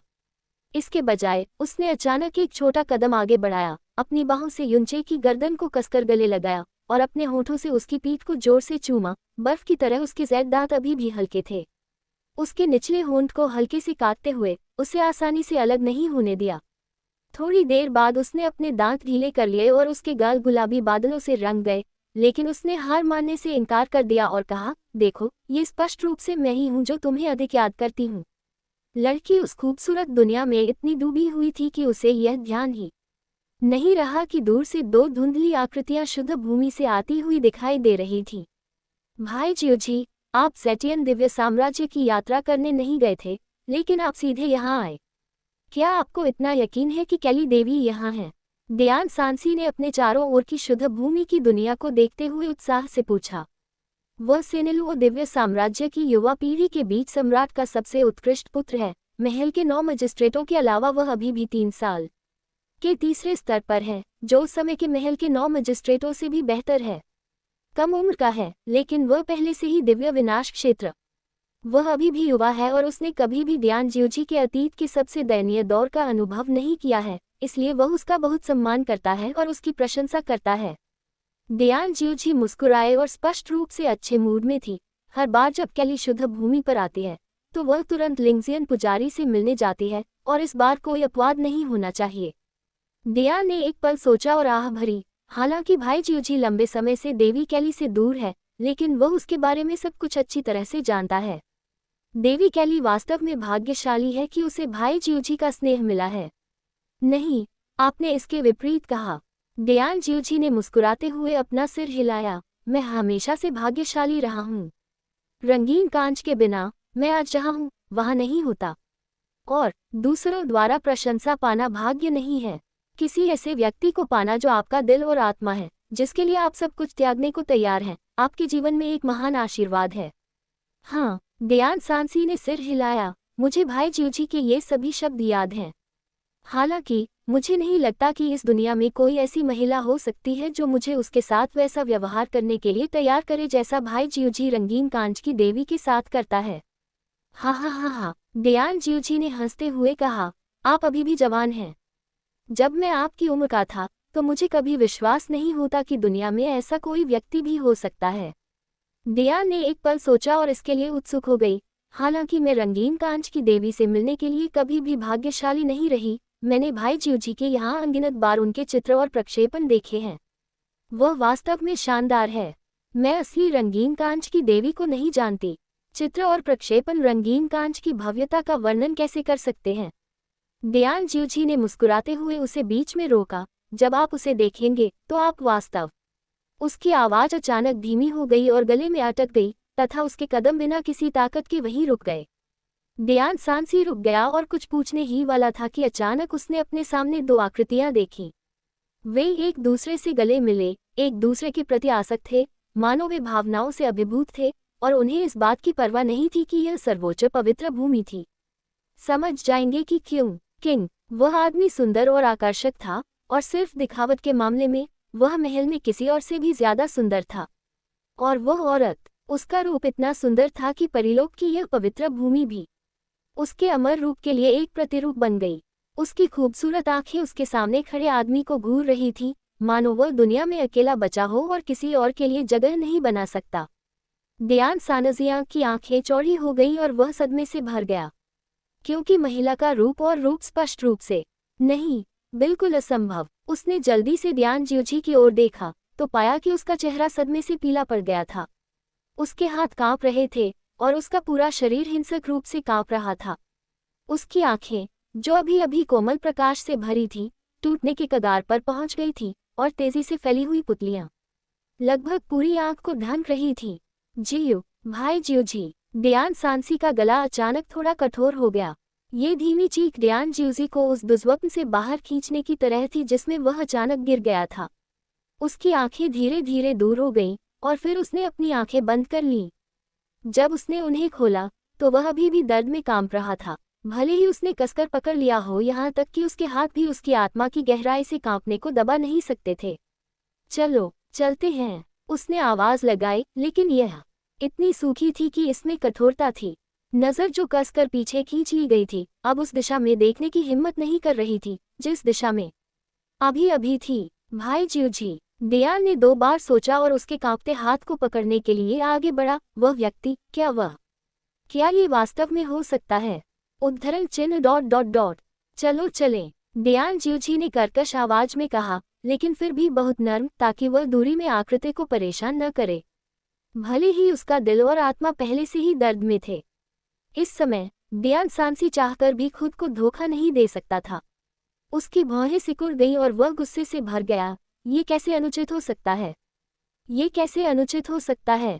ये व्यर्थ है कि भाई ज्यूजी को उससे इतना गहरा प्यार है और यहाँ तक कि सम्राट युआन ने व्यक्तिगत रूप से एक विवाह अनुबंध भी दिया है। उसकी हिम्मत कैसे हुई भाई ज्यूजी के साथ इस तरह का व्यवहार करने की? उसकी हिम्मत कैसे हुई?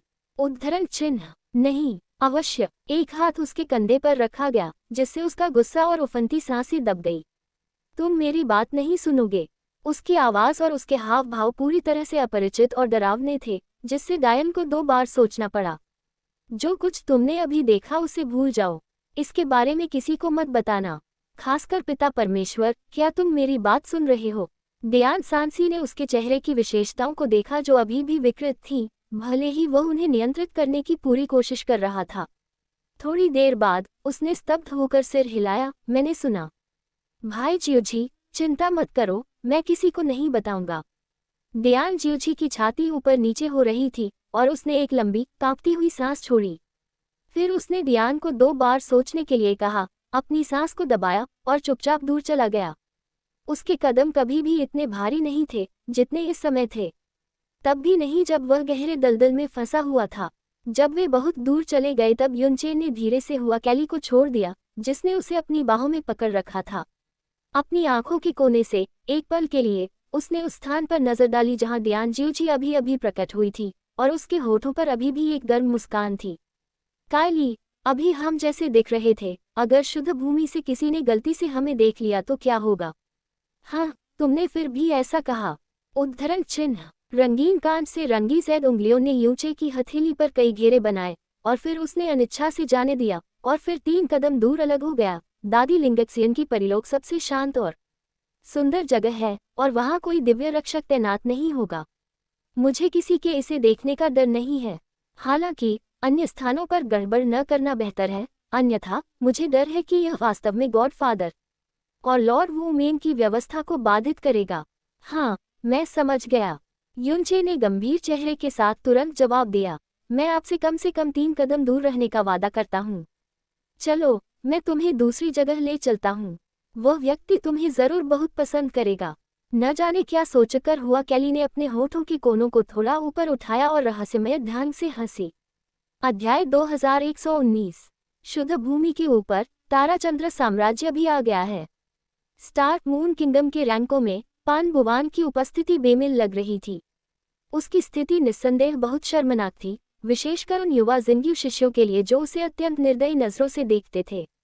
जैसे ही वह शुद्ध भूमि में पहुंचा, शाक्सिंग ने सही समय पर पनबुला को बाहर खींच लिया। भाई बुवान, इस बार फिर से शुद्ध भूमि पर आकर आपको कैसा लग रहा है? पान बुयू ने आगे देखा और कहा, शुद्ध भूमि में सब कुछ शाश्वत लगता है। इस समय चारों ओर देखते हुए मैं ये जानकर हैरान रह गया कि दुनिया का सबसे अपरिचित व्यक्ति वास्तव में मैं ही हूँ। ओह, शेक्सिंग को उसकी भावना से थोड़ा आश्चर्य हुआ। पान बुवांग मुस्कुराया, ये बिना किसी कारण के सिर्फ एक विलाप है। इसके बारे में चिंता मत करो। स्टार गॉडसन ने आज मुझे यहाँ आने में मदद की, और उसने बहुत प्रतिरोध सहा होगा। मैं इस दयालुता के लिए आभारी हूँ। बस करो। शेक्सिंग ने उसे कुछ और कहने से रोका। मैं बस एहसान चुकाने की कोशिश कर रहा हूँ, इसलिए कुछ भी अनावश्यक कहने की जरूरत नहीं है। अगर तुम सच में मेरे आभारी हो तो तुम मुझे थोड़ा बता सकते हो उसके साथ अपने रिश्ते के बारे में। पान बुवांग ने बिना अपना भाव बदले कहा, इसका बाहरी दुनिया से कोई लेना देना नहीं है। निजी तौर पर यह आपके जैसा ही है, एक उपकारकर्ता और उपकारकर्ता के बीच का रिश्ता। शेक्सिंग ने अपने होठों को सिकुड़ते हुए कहा, बस इतना ही, ऐसा मानो कि मैंने पूछा ही नहीं। उसने बगल से देखा और पान बुवान पर गहरी नजर डाली। भाई बुवान, तुम बहुत बदल गए हो। यह इतना बड़ा है कि यह मुझे थोड़ा अजीब लगता है, लेकिन अधिक उत्सुक भी बनाता है। आपको शुद्ध भूमि पर आने के लिए बहुत परेशानी से गुजरना पड़ता है। आखिर क्या करें? उन्होंने आगे कोई प्रश्न नहीं पूछा, बल्कि अर्थपूर्ण ढंग से कहा, मैं इंतजार करूंगा और देखूंगा। हवा अचानक ठंडी हो गई और रोशनी भी हल्की सी मंद हो गई। यह अंधेरी सांस का दृष्टिकोण है। शाक्सिंग और पनबुवान एक ही समय पर रुक गए। आगे क्यूहिंग भगवान जुनपान यूशेंग आगे थे, और उल्लू तितली भगवान सोनपान बूझुओ बगल में थे। उल्लू तितली साम्राज्य के लोग 3 शुद्ध भूमि दिव्य रक्षकों के मार्गदर्शन में धीरे धीरे उनकी ओर बढ़ रहे थे। भगवान क्यूहेंग आध्यात्मिक रूप से इतने जागरूक हैं कि उन्होंने पहले से ही पान बहुआ के अस्तित्व को नोटिस कर लिया था, लेकिन उन्होंने अपनी आंखें नहीं मूंदी, और उनकी आंखें एक पल के लिए भी उस पर नहीं टिकी, जैसे कि उन्होंने उसे पहले कभी नहीं देखा था। शाक्सिंग ने तुरंत अपना सम्मान व्यक्त किया। शिंग्यू भगवान राज्य के शाक्सिंग, भगवान की हिंगे और सभी वरिष्ठों को श्रद्धांजलि अर्पित करते हैं। पान बुबू ने भी थोड़ा झुककर सलाम किया, अपना सिर नीचे किया और धीरे से पुकारा, पिता परमेश्वर। हाँ, पान यूशेंग ने चाक्सिंग की ओर हल्के से सिर हिलाया, लेकिन पान बुवांग की बात अनसुनी कर दी। और जब पान बुवांग ने उसे सम्मानपूर्वक सलाम किया, तो उसकी आंखों में आश्चर्य की एक चमक चमक उठी, लेकिन ये क्षणभंगुर थी। क्योंकि हाल के वर्षों में जब पान बुवांग का सामना उनसे होता था, तो वह केवल क्रोध, निराशा, उन्मत्त चीख और यहाँ तक कि पागलपन भरे तानों के साथ जवाब दे सकते थे, बिना किसी सम्मान के। लेकिन इस समय उन्होंने बहुत सम्मान से सलाम किया और कहा, पिता। शब्द भगवान भी इतने लंबे समय तक दूर रहने के बाद लगभग अपरिचित सम्मान देता है। हालांकि ये स्पर्श सिर्फ एक पल के लिए था। वह लंबे समय से पान बुयू से निराश था और हार मानने की हद तक निराश था, और यहाँ तक कि उसने ये भी घोषित कर दिया था कि वह उसे छोड़ देगा और फिर कभी उसकी परवाह नहीं करेगा, चाहे जीवन हो या मृत्यु। जैसे ही वह वहां से गुजरने वाला था, पानबू झुओ रुक गया और बड़ी दिलचस्पी से पानबू वान को ऊपर से नीचे तक देखने लगा। ओह, क्या ये वही शोक संतप्त कुत्ता नहीं है जो मेरे उल्लू तितली से रोता और चिल्लाता हुआ बाहर आया था? मैंने सुना है कि तुम सपनों की घाटी में प्रवेश करना चाहते थे, लेकिन तुम्हें बाहर निकाल दिया गया। हाँ, आखिरकार, तुम कभी उल्लू तितली देवता के बेटे थे, लेकिन तुम स्वेच्छा से एक बेकार व्यक्ति बन गए जो सपनों में रहता है। तुम्हारे लिए शर्मिंदा होना ठीक है। अगर ड्रीमवीवर ने तुम्हें बाहर नहीं फेंका होता, तो यह उल्लू तितली साम्राज्य को एक मजाक बना देता। पान बुवांग ने एक शब्द भी नहीं कहा। ओह, साधना का ये स्तर वास्तव में सुधर गया है। पान बुझुओ आश्चर्यचकित लग रहा था और फिर तिरस्कारपूर्वक मुस्कुराया। क्या ये संभव है कि आप पिछले कुछ वर्षों में कोहरे के समुद्र में रह रहे हैं और अपना लिंग बदल दिया है? आपने जानबूझकर शुद्ध भूमि पर आने की योजना बनाई है। क्या आप सम्राट युआन में रहना चाहते हैं? भगवान के सामने खुद को साबित करें और फिर भगवान पिता को आपको फिर से स्वीकार करने दें। पानबुझो ने एक बहुत ही भद्दी मुस्कान दिखाए और अपनी आवाज कम कर दी। तुम शर्मनाक चीज हो, दिवास्वप्न देखना बंद करो। तुम जंगली कुत्ते की तरह बाहर सड़ने के लायक हो। मैं पहले से ही तुम्हारे शरीर पर दयनीय सड़ांध की गंध महसूस कर सकता हूँ। बदबूदार उद्धरण चिन्ह डॉट डॉट डॉट उद्धरण चिन्ह। पान बुयू ने अभी भी बिना कुछ कहे अपना सिर नीचे कर लिया और उसके चेहरे पर आए बदलाव को पकड़ पाना मुश्किल था। भाई बुझो, चाकसिंग ने ठंडे स्वर में कहा, ईश्वर के पुत्र का आचरण मत खोना। पान बुझो ने अपने मुंह के कोने में व्यंग्य को दूर रखा और शाकसिंग से कहा, पान बुझो ने भगवान के पुत्र होने पर कोई उपलब्धि नहीं हासिल की। हाल के वर्षों में उन्होंने लगातार जियाओ डाई के रूप में मेरी प्रतिष्ठा को नुकसान पहुंचाया है। मैंने आज अचानक उसे देखा। मैं वास्तव में बुरे शब्दों को दबा नहीं सकता। स्टार भगवान पुत्र को हंसाओ। वह मन मन मुस्कुराया और चला गया, लेकिन निर्लज व्यंग्य जारी रहा। स्टार गॉडसन का दर्जा महान है, इसलिए ऐसी गंदी चीजों से दूर रहना सबसे अच्छा है, ताकि दुर्भाग्य न हो। उद्धरण चिन्ह। पैन यू, जो सबसे आगे था, ने कभी पीछे मुड़कर नहीं देखा, नहीं उसने पैन को उसके बुरे शब्दों के लिए रोका या डांटा। उल्लू तितली दिव्य साम्राज्य के अधिकांश लोग पान बुयू को उदासीनता या दया की दृष्टि से देखते थे। और पिछली बार जब वे शुद्ध भूमि पर आए थे, पान बुयू अभी भी वह चंद्रमा था जिसके नीचे उनके सभी सितारे खड़े थे। जब वे बहुत दूर चले गए, तो चाकसिंग ने अपनी भौहें नीची कर ली और कुछ कड़वाहट के साथ कहा, ये वास्तव में दूसरों को धोखा देने के लिए बहुत ज्यादा है। पान बहुआ ने भावशून्यता से कहा, उसकी मां के सत्ता में आने के बाद उसने मेरी राजमाता की गुप्त रूप से हत्या कर दी। इसलिए उसका और मेरा मेल नहीं होना तय है। जब तक वह ईश्वर का पुत्र था, उसने मुझे खुलेआम और गुप्त रूप से दबाया और अपमानित किया। उसके तरीकों की क्रूरता तुम्हारी कल्पना से परे है। यदि किंग के साथ समझौता न होता, तो मैं इतने वर्षों तक अपना भरण पोषण करने में असमर्थ हो जाता। ये शब्द शेखसिंह के कानों में पड़े, लेकिन इनसे उसे कोई स्पष्ट घृणा का एहसास नहीं हुआ, जिससे वह मन ही मन डर गया। उसने पान बुझुओ के कंधे पर थपथपाया और गंभीर चेहरे के साथ कहा, रुको, मैं उसे सम्राट युआन के सामने हरा दूंगा। ये सिर्फ तुम्हारे लिए अपना गुस्सा निकालने के लिए नहीं है, पान बुझुओ को देखना भी कष्टप्रद है। ठीक है, पान बुयू ने हल्के से मुस्कुराया। उसकी आंखों में एक अंधेरा भरा हुआ था जिसे चाकसिंग छू नहीं सकता था। मैं एक भेड़िए के रूप में स्टार गॉडसन की दिव्य शक्ति को फिर से देखने का इंतजार कर रहा हूँ। दूर से कुछ हलचल सी सुनाई दे रही थी। शुद्ध भूमि का प्रकाश पर्दा फिर से खुल गया है। ऐसा लगता है कि अनंत रात्रि का राज्य भी आ गया है। अपनी बात समाप्त करने के बाद शाकसिंग ने पान बुवान की ओर देखा। उन कुछ क्षणों में उसकी घृणा और जानलेवा इरादे इतने प्रबल थे कि वह चाहकर भी इसे अनदेखा नहीं कर सका। वह पान बुझुओ के बेतहाशा तानों और उकसावों के सामने पूरी तरह से अविचलित था। अब अनंत रात शब्द सुनते ही उसकी हत्या की मंशा तुरंत नियंत्रण से बाहर हो गई। शाकसिंग ने दूर तक देखा और उम्मीद से कहा, अनंत रात्रि साम्राज्य की नई देवी वुई आखिरकार अपना असली रूप देख सकती है। अनंत रात्रि साम्राज्य ने उसे बहुत अच्छी तरह से छिपा रखा है, लेकिन उसे जाने मत दो। लोग बहुत निराश हैं। धमाका। जैसे ही युनचे और हुआ कैली निकट पहुंचे, उन्होंने आगे के पत्थर के घर से गर्जना सुनी और फिर पत्थर के घर के दरवाजों और खिड़कियों से काले धुएं की धाराएं निकली, जो शुद्ध भूमि के शुद्ध सफेद स्वर के तहत विशेष रूप से आंखों को लुभाने वाली लग रही थी।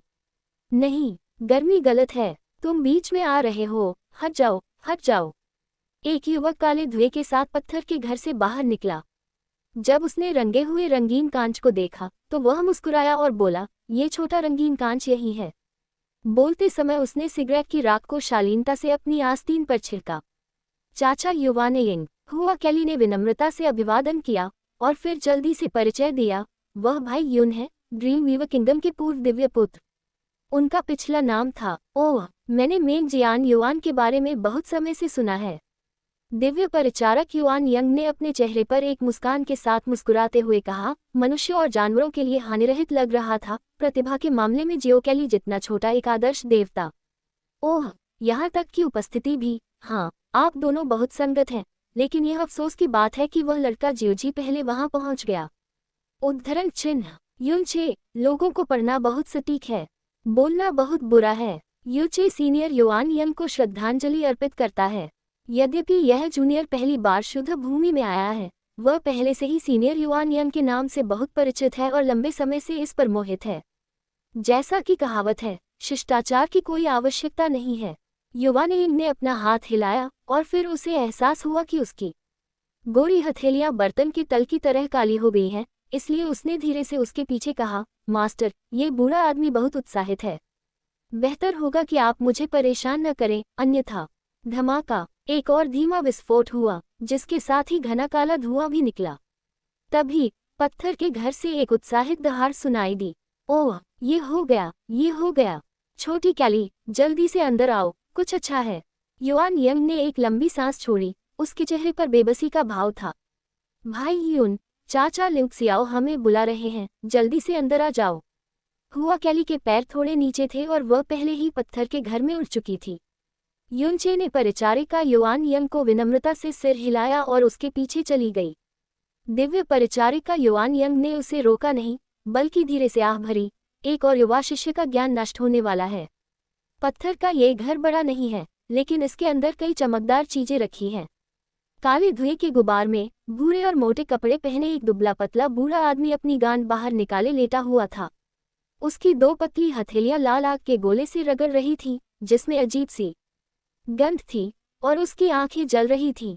रोशनी, शब्द जप, नचे के दृष्टिकोण से यह एक टोड की तरह लग रहा था जो अपने दो अगले पंजे खुजला रहा था। चाचा ल्यूक्सियाओ, हुआ कैली ने स्नेहपूर्वक पुकारा। टोड, ओह नहीं। ग्रे रंग का बूढ़ा आदमी इस पल में कूद गया और फिर जल्दी से छोटे कदम उठाए और सीधे हुआ कैली के पास पहुंचा। जियो कैली, तुम ठीक समय पर आ गई। जल्दी करो, इसे आजमाओ। ये वो सूत्र है जिसे मैंने अभी सुधारा है। इसके लिए मुझे हर बार एक बार बूढ़ी महिला लिंगजियन से मदद मांगनी होगी, और आखिरकार यह हो गया। ये निश्चित रूप से पिछले 1000 वर्षों में मेरा सबसे महान कार्य है। मैं गारंटी देता हूं कि इसका एक निवाला आपको अमरता तक पहुंचा देगा। उसका चेहरा बूढ़ा और मुरझाया हुआ था और उसकी आंखों की कोठरियां धंसी हुई थीं, लेकिन इस समय वह एक प्रचंड चमक बिखेर रहा था और उसके सिर पर बिखरे हुए बाल भी उत्तेजना से सीधे खड़े हो गए थे। दो गंदे बूढ़े हाथों ने एक पकौड़ी पकड़ी हुई थी जो देखने में तो उतनी ही गंदी थी, लेकिन उसमें से ताजगी भरी खुशबू आ रही थी। उद्धरण चिन्ह डॉट डॉट डॉट उद्धरण चिन्ह। यूचे चुपचाप खड़ा रहा, उसके मुंह के कोने पर हल्की सी अनियंत्रित ऐंठन थी। उसने अपने कानों से हुआ कैली को उसे अंकल 6 माइल्स कहते हुए सुना। इस बूढ़े को तो फतेहाल ही कहा जा सकता है, और उसकी हालत तो और भी ज्यादा पागलों जैसी है। ये वास्तव में एक पुजारी है। इसके अलावा लिंगजियन पुजारी सास है। ये सूखा बूढ़ा आदमी चाचा क्यों है? वाह वाकई। हुआ कैली ने अपनी भौहें उठाई, बूढ़े आदमी के हाथ से पकौड़ी लेने के लिए अपना हाथ बढ़ाया और फिर बिना किसी तिरस्कार के उन्हें सीधे अपने मुंह में डाल लिया। एक निवाला खाने के बाद हुआ कैली की आंखें आश्चर्य से भर गई। ओह, ये बहुत स्वादिष्ट है। ये वही ल्यूक्सिया ओडेंगक्सियन केक है, लेकिन ये पहले से कहीं ज्यादा स्वादिष्ट है। ओह, यहाँ तक कि स्वाद भी बहुत बदल गया है, कई तरह के। ठीक है, ठीक है। हा हा हा हा हा हा। हुआ कैली की मान्यता और प्रशंसा ने बूढ़े व्यक्ति को उसके शरीर पर रोंगटे खड़े कर दिए। उसकी जंगली हंसी इतनी रोमांचक थी कि ऐसा लग रहा था जैसे वह अपना शरीर छोड़ना चाहता हो, जैसा कि मुझसे उम्मीद थी, जैसा कि इस शुद्ध भूमि से उम्मीद थी। ओह नहीं नहीं नहीं, ये रसातल सबसे अच्छा शेफ है। ओह, वैसे अब से इसका नाम बदलकर 6 माइल्स फ्लाइंग फेरी केक रखा जाएगा। चाहे वह असली हो या नकली, अगर मैं इसे खाऊंगा तो यह मेरे लिए उड़ जाएगी। हा हा हा हा हा। हुआ कैली अभी भी इसे ध्यान से चबा रही थी और इसका स्वाद ले रही थी, और फिर उसने बूढ़े आदमी की बेतहाशा हंसी के बीच धीरे से कहा, हालांकि यह पहले से अधिक स्वादिष्ट है, भाई यू द्वारा बनाई गई शॉर्टब्रेड की तुलना में ये और भी खराब है। बस थोड़ा सा। बूढ़े आदमी की जंगली हंसी अचानक बंद हो गई, जैसे कि उसे चाकू से काट दिया गया हो। वे छोटी छोटी आंखें अचानक घंटियों की तरह खुल गई। तुमने क्या कहा? मेरा छह मुस्कुराता हुआ अमर केक। थोड़ा सा। उसने अपनी आंखें बड़ी कर ली और प्रत्येक वाक्य की पुष्टि की, मानो ये शब्द किसी बहुत बड़ी वर्जना को छू रहे हों जिसे वह कभी छूने नहीं देगा। हाँ, हुआ कैली ने बिना किसी हिचकिचाहट के सिर हिला दिया। उसकी खूबसूरत आंखें एक दर्पण झील की तरह साफ थीं, मासूम और मासूम। चाहे वो उसके शब्द हो या उसकी अभिव्यक्ति, वे सभी बहुत स्वाभाविक और स्वाभाविक थे। उसी समय युनजे को बूढ़े आदमी की छाती में कुछ टूटने की आवाज सुनाई दी। फिर वो उछल पड़ा और चिल्लाया, असंभव! ये ल्यूक्सियाओ फेक्सियासु मेरी 1000 साल की कड़ी मेहनत का नतीजा है। इस दुर्लभ परी खजाने को बनाने के लिए इसे हजारों बार मिलाया गया। यहाँ तक कि मैं भी इसे खाने के बाद खुद को चूमने के लिए इंतजार नहीं कर सकता। ये युनगेगे क्या बकवास है? ऐसे बदकिस्मत नाम के साथ क्या वह मेरा ऐसा खजाना बनाने के लायक है? तुम्हारे जैसा नहीं। हुआ कैली ने उसे तुरंत सुधारा। यह अंकल ल्यूक्सियाओ द्वारा बनाई गई चीज़ों से वाकई बेहतर है, और यह सिर्फ पेस्ट्री की बात नहीं है। भाई यून द्वारा बनाई गई कई चीज़ें अंकल ल्यूक्सियाओ द्वारा बनाई गई चीज़ों से कहीं ज़्यादा स्वादिष्ट होती हैं। यंचे ने फिर से किसी चीज़ के टूटने की आवाज़ सनी टुकड़ों में टूटने की। अध्याय 2120। बूढ़ा आदमी मुस्कुराया और फिर उछल पड़ा, तुम छोटी लड़की, हमने कुछ सालों से एक दूसरे को नहीं देखा है, तुम झूठ बोलना कैसे सीख गई? मैं 10 लाख से भी अधिक वर्षों से खाना पकाने में समर्पित हूँ। आह, छोटी बच्ची, क्या तुम जानती हो कि 10 लाख वर्ष का क्या मतलब होता है? तुम्हारे ईश्वर के राज्य में वे तथाकथित पाककला के उस्ताद मेरे सामने प्रवेश के भी योग्य नहीं हैं। इस दुनिया में ऐसे बहुत कम लोग हैं जो मुझसे ज्यादा समय तक जीवित रहे हैं, और खाना पकाने की कला में मुझसे आगे निकल पाना किसी के लिए भी असंभव है। ऐसा कोई नहीं है जो मेरी एड़ी भी छू सके। जब वह उछला तो उसकी दाढ़ी भी लगभग खड़ी हो गई। ऐसी प्रतिक्रिया उल्टे तराजू को छूने जैसी थी। युनचे विचारशील था, लेकिन हुआ कैली का सिखाया जाना का कोई इरादा नहीं था, और उसने मासूमियत और स्पष्ट रूप से कहा, मैं अंकल लियू शियाओ का बहुत सम्मान करता हूँ और उन्हें पसंद करता हूँ, मैं उनसे कैसे झूठ बोल सकता हूँ? भाई यू द्वारा बनाया गया भोजन अंकल लियू दाओ द्वारा बनाए गए भोजन से बेहतर है। ऐसा कहने के बाद उसने बूढ़े आदमी के फिर से गुस्सा होने का इंतजार नहीं किया, और एक हल्की चमक के साथ यूचे के पास खड़ी हो गई, उसके इतने करीब कि उसका शरीर लगभग उसे छू रहा था। ठीक है, भाई यूं। बूढ़े आदमी ने यूचे को तिरछी नज़र से देखा, मानो उसे अभी अभी अपने अस्तित्व का एहसास हुआ हो। लेकिन एक नज़र में ही उसके सारे बाल जो अभी अभी खड़े हुए थे वापस गिर गए, और फिर वह जोर से हंसा। आप इस बच्चे के बारे में बात कर रहे हैं? हाँ, ये छोटा लड़का मेरे नाखूनों के बीच की धूल जितना भी बुरा नहीं है, और वही कहने की हिम्मत करता है कि वह खाना पकाने में मुझसे बेहतर है। तुम छोटी लड़की, तुम्हारी साधना में बहुत सुधार हुआ है, तुम्हारा दिमाग अचानक इतना तेज क्यों नहीं रहा? अगर वह मेरे लियू शियाओ फेशियनसू से बेहतर व्यंजन बना सकता है, तो मैं भविष्य में अपना नाम लियू शियाओ लिखूंगा। अंकल लियू शियाओ फिर से धोखा दे रहे हैं। हुआ कैली ने अपनी भौहें और आंखें टेढ़ी की। लियू शियाओ तब भी लियू शियाओ ही है जब इसे उल्टा लिखा जाता है। चूंकि अंकल लियू शियाओ इतने असंतुष्ट हैं, तो क्या तुम मेरे साथ एक और शर्त लगाने की हिम्मत करोगे? एक और शर्त? बूढ़े आदमी की आंखें स्पष्ट रूप से चौड़ी हो गईं। इस बार शर्त अंकल ल्यूक्सियाओ के बेहतरीन खाना पकाने के कौशल पर है। हुआ कैली ने मुस्कुराते हुए कहा, चलो शर्त लगाते हैं कि क्या भाई यूं ल्यूक्सियाओ फेक्सियानसू से ज्यादा स्वादिष्ट कुछ बना सकते हैं। बेशक, अगर अंकल ल्यूक्सियाओ की हिम्मत नहीं है तो भूल जाए।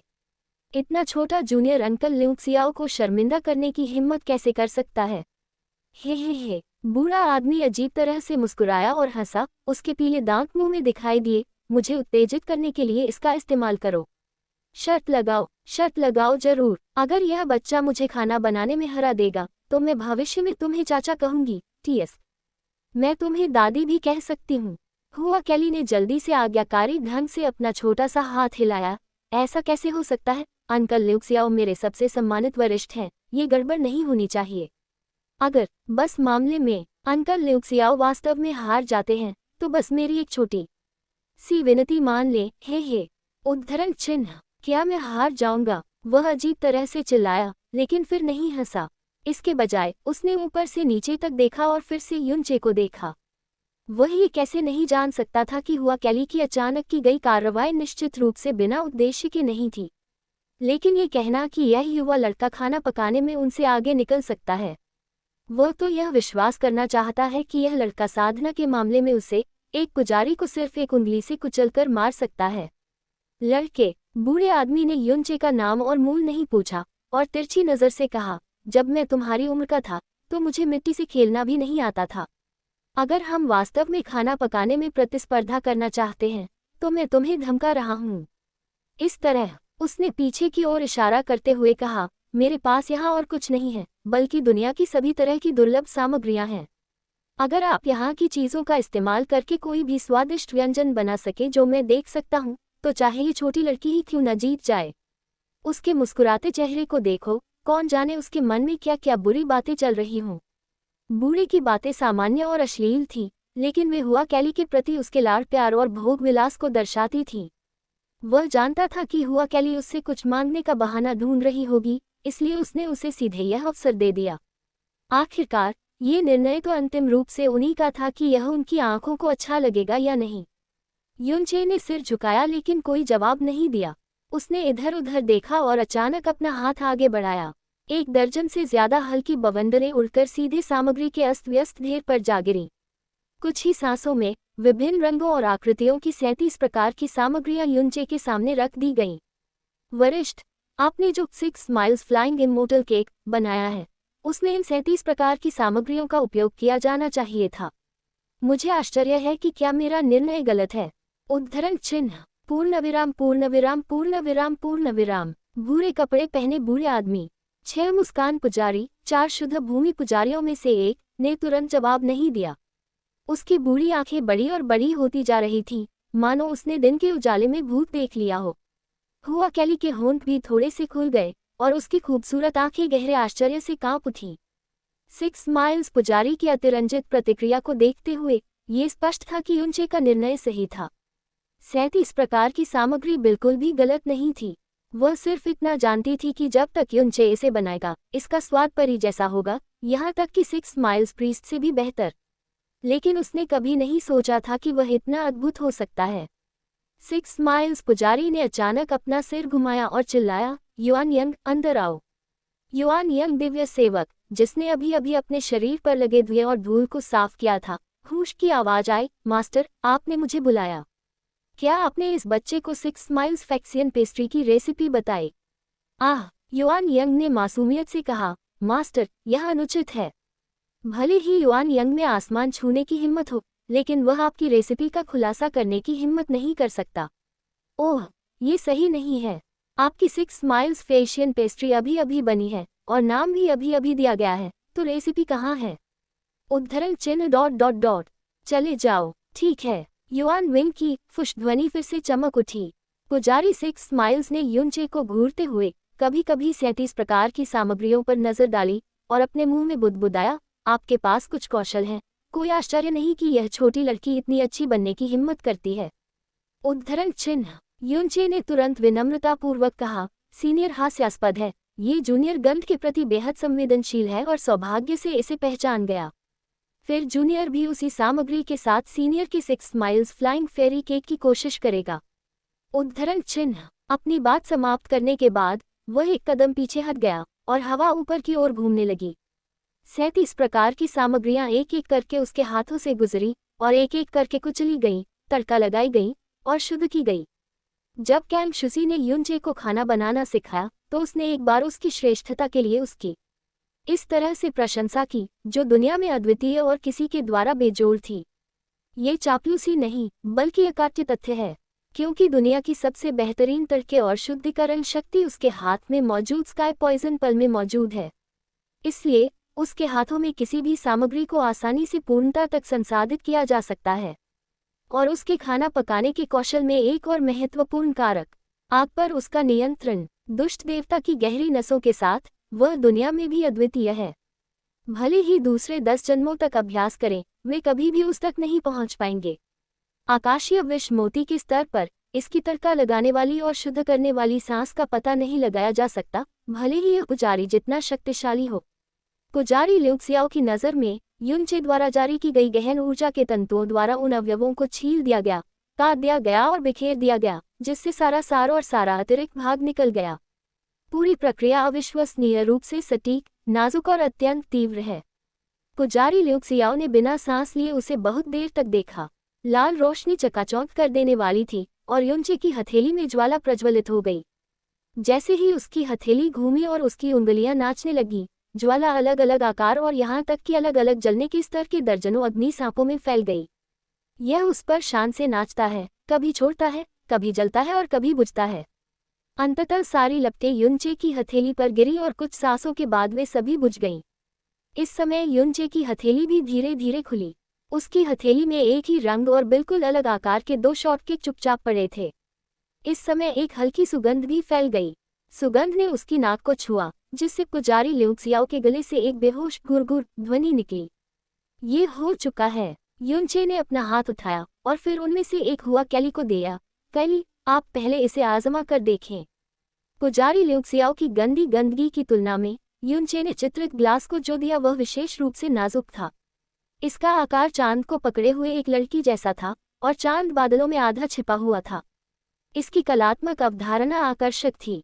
स्वप्न दोष, वाह, ये बहुत सुंदर है। हुआ कैली ने इसे अपने हाथों में पकड़ लिया। उसकी खूबसूरत आंखें चमक रही थीं और उसकी हरकतें बेहद सावधान थीं। मैं इन खूबसूरत चीज़ों को खाने के लिए तैयार नहीं हूँ, युनचे ने मुस्कुराते हुए कहा। भोजन अच्छे रंग, स्वाद और स्वाद वाला होना चाहिए। क्योंकि इसका आकार और रंग स्वादिष्ट भोजन का आनंद लेते समय किसी व्यक्ति की मनस्थिति में बहुत हस्तक्षेप कर सकता है, इसलिए इसे थोड़ा और फैंसी बनाया जाना चाहिए। उद्धरण चिन्ह, हालांकि सामग्री वही है, मैंने इसे अस्थायी रूप से सोचा था। खाना पकाने की विधि और संयोजन मेरे पूर्ववर्तियों से बहुत अलग है। स्वाभाविक रूप से मैंने इसे 6 miles and flying fairy cake नाम देने की हिम्मत नहीं की, इसलिए मैंने इसे यू किंग यंग यून केक कहा। उद्धरण चिन्ह, जब युनचे ने बोलना समाप्त किया, तब तक हुआ कैली ने पहले ही एक निवाला खा लिया था। तुरंत उसने अपना सिर उठाया और उसकी आंखें सितारों की तरह चमक उठी। ये स्वादिष्ट है, ये वास्तव में स्वादिष्ट है। न केवल यह अच्छा दिखता है, इसकी खुशबू भी अच्छी है, इसका नाम भी अच्छा है, बल्कि इसका स्वाद अंकल ल्यूशियाओ के फेशियन केक से भी बेहतर है। बहुत ज्यादा और थोड़ा सा। पुजारी ल्यूक्सियाओ की आंखें जो पहले स्पष्ट रूप से बाहर निकली हुई थीं, इस समय पीछे हटी हुई प्रतीत हो रही थी। एक ऐसे व्यक्ति के रूप में जो 10 लाख से अधिक वर्षों से पाककला में डूबा हुआ है, वह रंगीन कांच की पेंटिंग से कहीं बेहतर ढंग से समझता है कि युनचे की संचालन श्रृंखला कितनी अद्भुत है। युनचे के बोलने का इंतजार किए बिना उसने युनचे की हथेली से शॉर्टब्रेड का एक और टुकड़ा पकड़ा और उसे अपनी उंगलियों के बीच पकड़ लिया। सुगंध इतनी सुगंधित थी कि उसे मुंह में डालने से पहले वह थोड़ा हिचकिचाया। दांत पीसते हुए एक क्षण के लिए उसकी बूढ़ी आंखें फिर से उभर आई। उसके मुंह में दर्जनों विभिन्न सुगंधें फूट पड़ी, जिससे उसकी स्वाद कलिकाएं तुरंत चमक उठीं और उसे स्पष्ट रूप से अपनी आत्मा में झुंझुनी महसूस हुई। दुनिया के नंबर 1 शेफ के रूप में, जो अपनी नज़र में पादरी की उपाधि से कहीं ज्यादा महत्वपूर्ण है, वह सटीक रूप से पहचान सकता है कि वह स्वाद किस तरह के घटक से आता है। इन सभी स्वादों का समायोजन पूर्णता के स्तर पर पहुंच गया है। जब एक दूसरे के साथ मिलाया जाता है तो वे एक दूसरे से जुड़कर परम स्वादिष्टता बनाते हैं, जो आत्मा को मदहोश कर देती है और शरीर को सुन्न कर देती है। यह एक उल्टी परी जैसी अनुभूति थी जिसे उनका 6 मुस्कुराहटें और उल्टी परी केक वास्तव में प्राप्त नहीं कर सका। वह चौंक गया, पूरी तरह से चौंक गया। उसने युनचे को घूरा और उसकी आवाज़ कांप रही थी।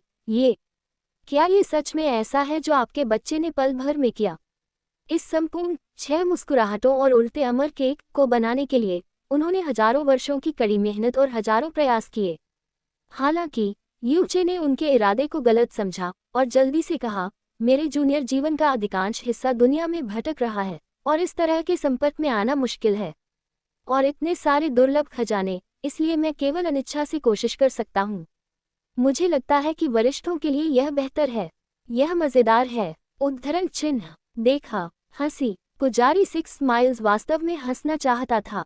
यह इस बच्चे के लिए पहली बार था कि वह इतने कम समय में कोई काम कर रहा था लेकिन उसने जो शॉर्टब्रेड बनाया था उसने उसकी हजारों वर्षों की कड़ी मेहनत या यहाँ तक कि लाखों वर्षों की ताओवाद को भी कुचल दिया था। वो हंस हंसकर लोटपोट हो गया।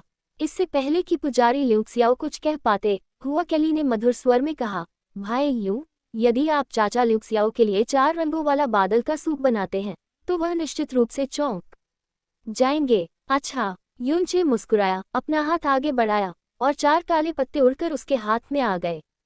पुजारी 6 माइल्स ने करीब से देखा तो पता चला कि वे 4 कड़वे पत्ते थे जो रसातल में हर जगह दिखाई दे रहे थे।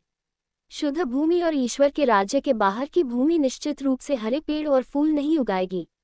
जो वनस्पति बच सकती है उसे एक निश्चित सीमा तक युआन चेन का प्रतिरोध करने में सक्षम होना चाहिए और स्वाभाविक रूप से अत्यंत मजबूत जीवन शक्ति होनी चाहिए। उनमें से अधिकांश का स्वाद बेहद कड़वा होता है और उन्हें मसाले के रूप में इस्तेमाल किया जाता है, जिससे उन्हें खाना लगभग असंभव हो जाता है। केवल ये 4 कड़वी पत्तियां, पुजारी ल्यूक्सियाओ ने कांपते स्वर में कहा, एक पुराने छात्र की तरह जिसने अभी अभी खाना बनाना शुरू किया हो। बस काफी है। यूनचे 4 कड़वी पत्तियों के बीच आगे पीछे घूम रहा था, चुपचाप उन्हें तड़का और शुद्ध कर रहा था। गहन ऊर्जा के दर्जनों धागे बहने के बाद 4 कड़वी पत्तियां अलग अलग रंगों और आकारों के रस की 4 गेंदें मात्र रह गईं। यूनचे ने अपनी हथेली में ठंडक को इकट्ठा किया और उसे एक छोटे से बर्फ के कटोरे में संघनित किया। एक और झटके से कटोरा पहले से ही साफ पानी के आधे कटोरे से भर गया था। 4 अलग अलग कड़वे पत्तों से रस की गेंदें एक के बाद एक बर्फ के कटोरे में गिरीं और फिर स्वाभाविक रूप से फैल गईं और एक साथ मिलकर 4 रंग के कांच के बर्फ के सूप का कटोरा बन गया।